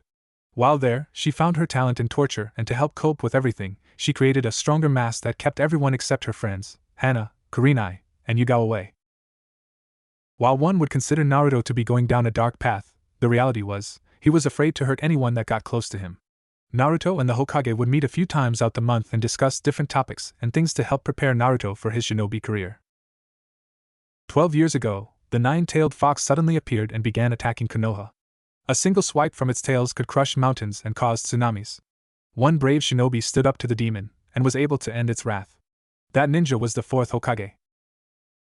Naruto was sitting at his desk. The graduation exams were taking place the following day. As he looked back on his life, it has been everything but normal. He proceeded to leave the classroom once they were dismissed. As he walked down the streets towards his home, the villagers and shinobi whispered about the demon being a ninja. Being 12 years old, Naruto has already gotten used to the fact that most of the village hates him. Personally, he no longer cares since he's been isolated from everyone aside from the Hokage. Once he gets to his apartment, 5 shadow clones were summoned and he ordered them to pick up from where they left off in yesterday's studying. After securing the privacy seals, Naruto vanished in a yellow flash to his personal training field that was out of the village.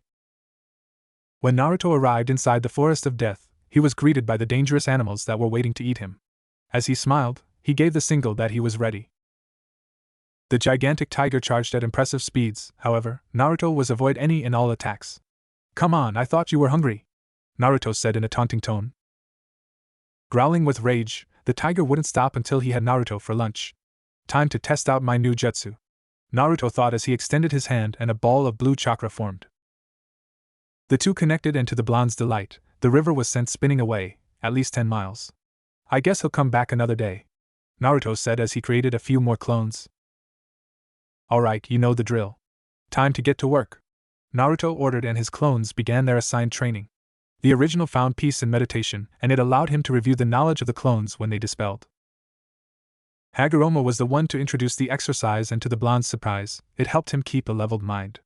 "It seems your training is going well," said the old sage. "That's right. Every day I've been summoning 5,000 clones. My chakra control is nearly perfected and I'm getting the hang of the Rasengan," Naruto said. "Every day you become more and more like your father. Naruto, it seems that today will be our last official day together," said Hagoromo. "Huh? What are you talking about?" Naruto asked. "You see, I've remained with you until the day you officially become a shinobi. I will return to my world and you'll be forced to handle your journey alone. Naruto, I've become so proud of you and I look forward to seeing the results from your training," Hagoromo said. "I understand. Thank you for everything, Gramps," Naruto said with a sheepish smile. The old man's body began to reveal a purple aura, and after a few moments, Hagoromo's presence couldn't be felt by the blonde. "I'm serious, thank you for everything," Naruto said as he resumed his mediation. The next morning came and Naruto was silently waiting for the instructions. "Okay, the exam will be in multiple parts. There will be a written, weapon throwing, taijutsu, and ninjutsu part. Each part is worth 25% of your grade, and you need to score at least a 60% to pass," Iruka said. As the papers were being handed out, Naruto noticed the assistant, Mizuki. He placed a genjutsu on Naruto's test. "Wow, this guy must really think I'm an idiot," Naruto thought as he released the genjutsu. In about 5 minutes, the blonde finished his test, and to Iruka's delight, Naruto scored perfectly. However, Naruto was forced to wait 50/5 minutes for the class to finish their test. When the boring hour ended, everyone was brought outside for the taijutsu portion. Okay, you've been paired up properly. Remember, this is a taijutsu portion and afterwards, you'll be dismissed for lunch, Mizuki explained. Multiple students were called up and Naruto remained uninterested until his name and Sasuke Uchiha were called. Of course. Time to see what Itachi's brother is made of, thought Naruto. Get ready, loser, Sasuke said while getting into his clan's taijutsu style. Naruto sighed and got into the serpent style that his former sensei taught him. When Mizuki gave the signal to start, Sasuke rushed at impressive speeds for an academy student. However, Naruto easily knocked the fist away with his right hand and gave the Uchiha and fast jab with his left hand. Sasuke was dropped to a single knee as he clenched his stomach. Gritting his teeth, Sasuke tried to deliver an uppercut, but Naruto took a step back and planted his foot into Sasuke's chest by using a chamber kick. Many of the students and instructors were in shock. Only the ones who used to train with Naruto and Iruka-sensei were aware of what the blonde could do. Curse you. I'm an Uchiha. I can't be beaten by a nobody, Sasuke said as he flicked multiple shuriken. Hey! This is a taijutsu-only spar, Iruka shouted. However, Naruto caught all 3 shuriken with his pointer finger. So much for an Uchiha being the best, Naruto said. If you think you're so tough, then stay right there. I'll make you regret those words, Sasuke shouted as he went through multiple hand seals. Fire, release a great fire ball jutsu, Sasuke shouted, and a massive ball of fire consumed Naruto's body. Instantly, the fire was reduced to smoke as a wall of water formed around the blonde. Water release, water wall barrier, Naruto said with a smirk. The match is over and Naruto Uzumaki is the winner's, yell Iruka declared. But sensei, Naruto used a jutsu too. So why is he declared the winner? Asked Sakura, who was on the hating Naruto bandwagon. Naruto used a jutsu to defend himself while Sasuke used both the jutsu and weapons. Not to mention, the fight was already decided, Iruka explained. The rest of the students finished their fights before they were released for lunch. While walking, Naruto decided to pay a visit to Ichiraku's ramen shop and have a bowl of miso ramen. Naruto? It's been forever. Where have you been? Ayam shouted. Hi Ayam. I'm sorry I haven't been around much. I've been really busy with getting ready to graduate, Naruto said. Too busy for me? Ayam asked in a mock-hurt tone. Oh, leave the boy alone, Ayam. From what I've heard, he certainly has one of a career ahead of him, Tucci said. Naruto smiled, and once he finished eating 2 owls of miso, the blonde laid for his meal and proceeded back to the classroom. As he walked, Naruto was stopped by a large gathering of his female classmates, minus Hinata. Naruto sighed. What do I owe the pleasure? Naruto asked lazily. Naruto, you hurt Sasuke really bad, Ino shouted. About 2 years ago, Ino went back to her fangirl life and became friends with Sakura once more. Sounds like a personal problem, Naruto said. Naruto, you idiot! Stop trying to act cool, Sakura shouted. She cocked her fist back and prepared to strike the blonde until he caught her fist and glared at her. If you go to hit me again, it will be the last time, Naruto said while making the air around the girls go cold. Watching from his crystal ball, Hiruzen frowned. While Naruto's progress had greatly improved, he noticed that his surrogate grandson was in isolation and wished for things to change. Inside the classroom, Naruto sat down and waited for the rest of the class to return so they could finish the exams. 20 minutes passed, and it was time for the weapon-throwing portion. To Naruto, only needing to hit 4 out of 10 targets to pass was an absolute joke. As each student took their turn, the only exceptional ones were Sasuke and Hinata. When it was his turn, Naruto took 10 shuriken and 10 kunai at once and flicked them instantly. Nobody could believe that Naruto had a perfect score. Excellent work, Naruto. You certain have shown great potential, Iruka told the boy. Thank you, Iruka-sensei, Naruto said with a respectful bow. The last portion of the exam was the Academy 3 Jutsu. The transformation, body replacement, and clone jutsu. To pass, each student needed to transform into Iruka Perfect, replace themselves with a chair, and create at least 2 illusions. As many students were called, some came out with their headbands while others were crying. Each student was given a blue headband to show they graduated, while the Rookie of the Year received a black headband. Naruto Uzumaki, it's your turn, called Iruka. Naruto got up and walked across the hall. Alright, please transform into me, Irika instructed. Without making a single hand seal, Naruto turned into an exact replica of Irika. Nice work, especially without the need for hand seals. Okay, go ahead and switch yourself with this chair, Irika instructed. To his delight, Naruto performed the jutsu without the use of a hand seal. The last jutsu will be the clone jutsu, Irika instructed. To his and Mizuki's surprise, the room filled with 30 solid clones of Naruto. Not only did he use the advanced version, the shadow clones, but he made them without any seals. Great work, Naruto. As your teacher, I'm honored to give you title of the Rookie of the Year, Irika said as he handed Naruto the black headband. Naruto strapped it around his head and entered the classroom. Sasuke glared angrily. Hey, I deserve that headband. Give it to me, Sasuke demanded. Naruto gave Sasuke an uninterested look. Go away, you're annoying, Naruto muttered as he took his seat.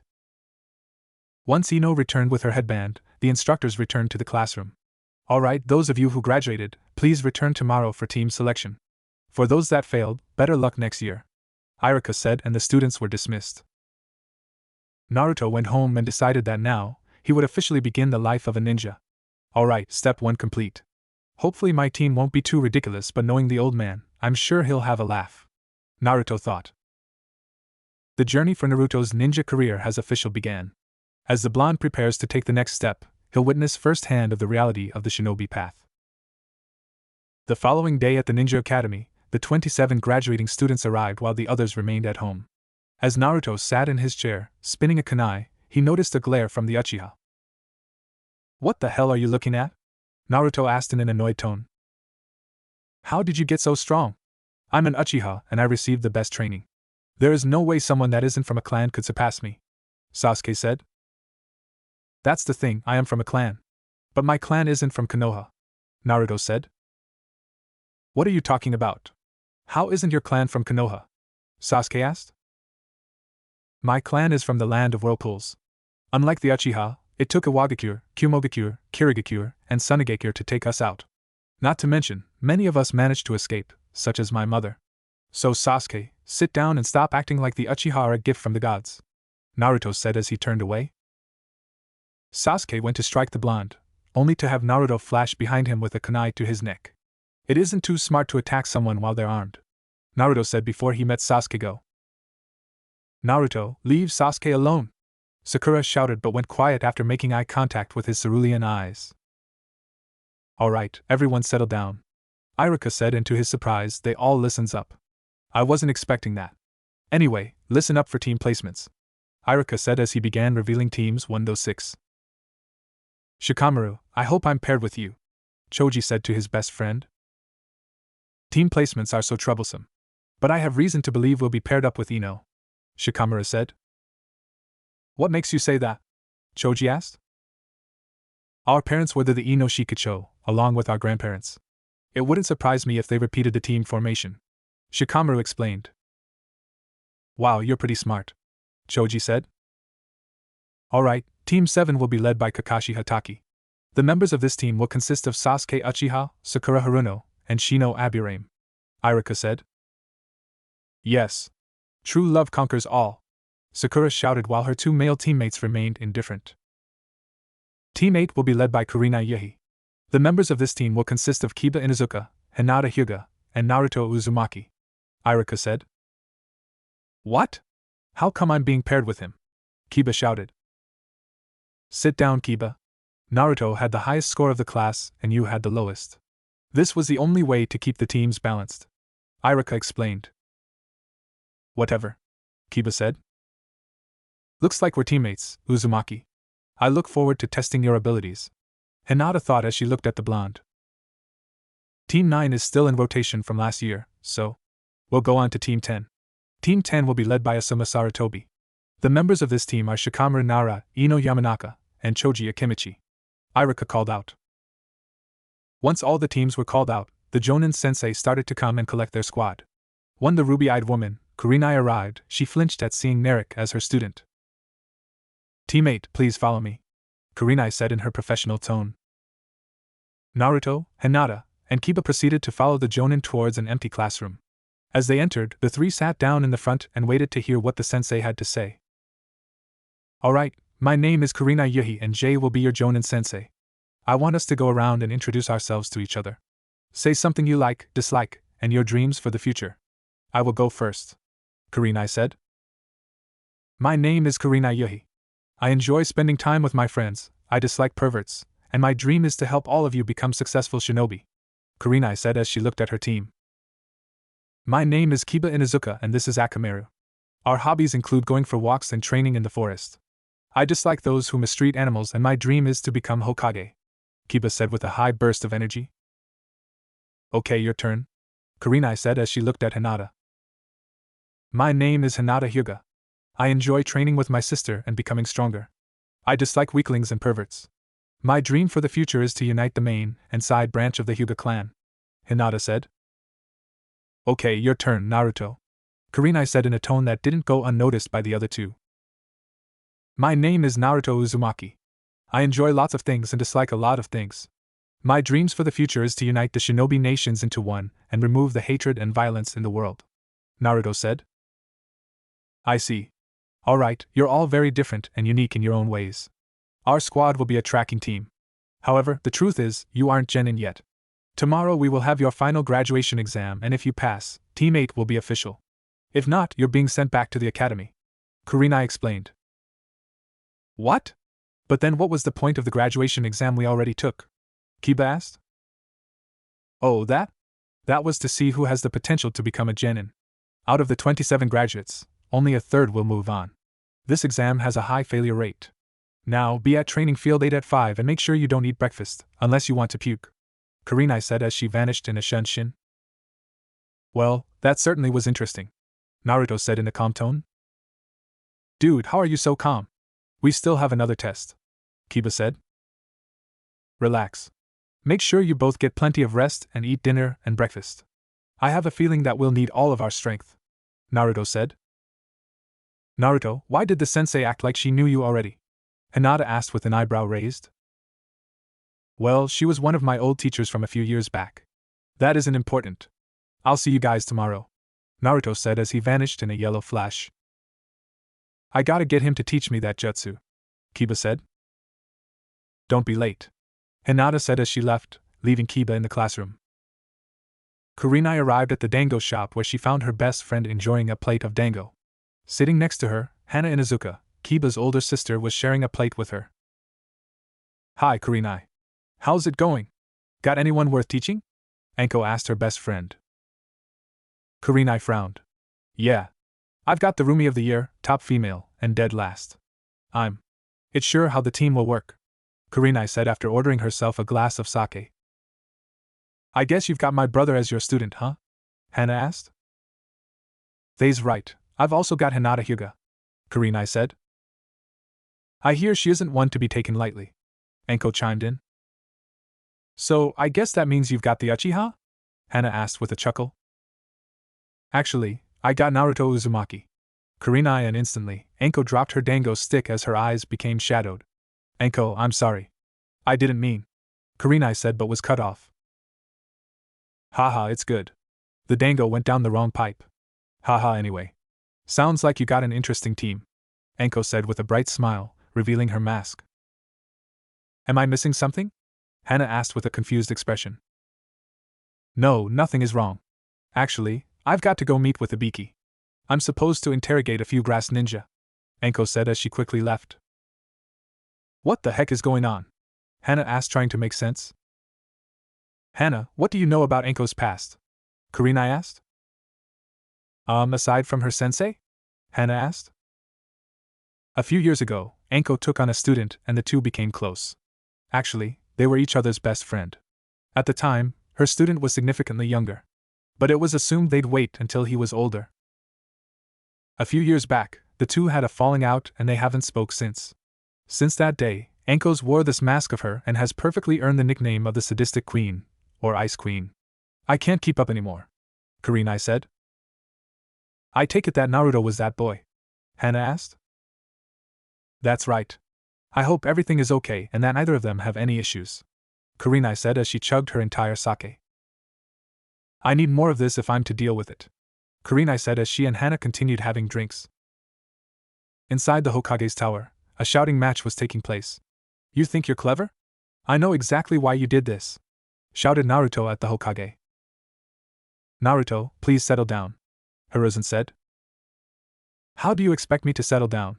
I don't know what your game is, Lord Third, but it isn't funny, Naruto said. Naruto, you've isolated yourself for far too long. I let you get away with it for too long. You're going to stop with your isolation and become close to your friends again. I've had the same conversation with Enko. If you two don't stop, I'll force you two to catch Tora together from next 6 months. Hiruzen threatens. Naruto sighed. Alright, Gramps. I'll do it because you've never steered me in the wrong direction. Naruto said he left the office. Minato, Kushina, please forgive me for all the wrong I've done. I promise, I'll try to get Naruto back even if it kills me, Hiruzen said as he resumed his paperwork. Kurenai was at the training field, alongside Kakashi and Yugao. The three adults were discussing one particular blonde. So, he's your student, huh? Yugao asked behind her Anbu mask.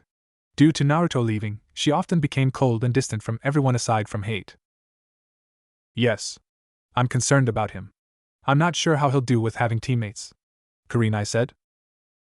I'd give him a chance, who knows, he might surprise us, Kakashi said lazily. I'm also concerned about Enko. Ever since that night, she hasn't been the same, Kurenai added. I still can't believe he did that. To be honest, I thought those two would never be separated, Yugao added in. I do have a suggestion, but I don't know how you'll feel about it, Kakashi said. What is it? Kurenai asked curiously. Why don't you bring Enko on as an assistant instructor? Not only will it give her the Jonin status, but this might help with her and Naruto's emotional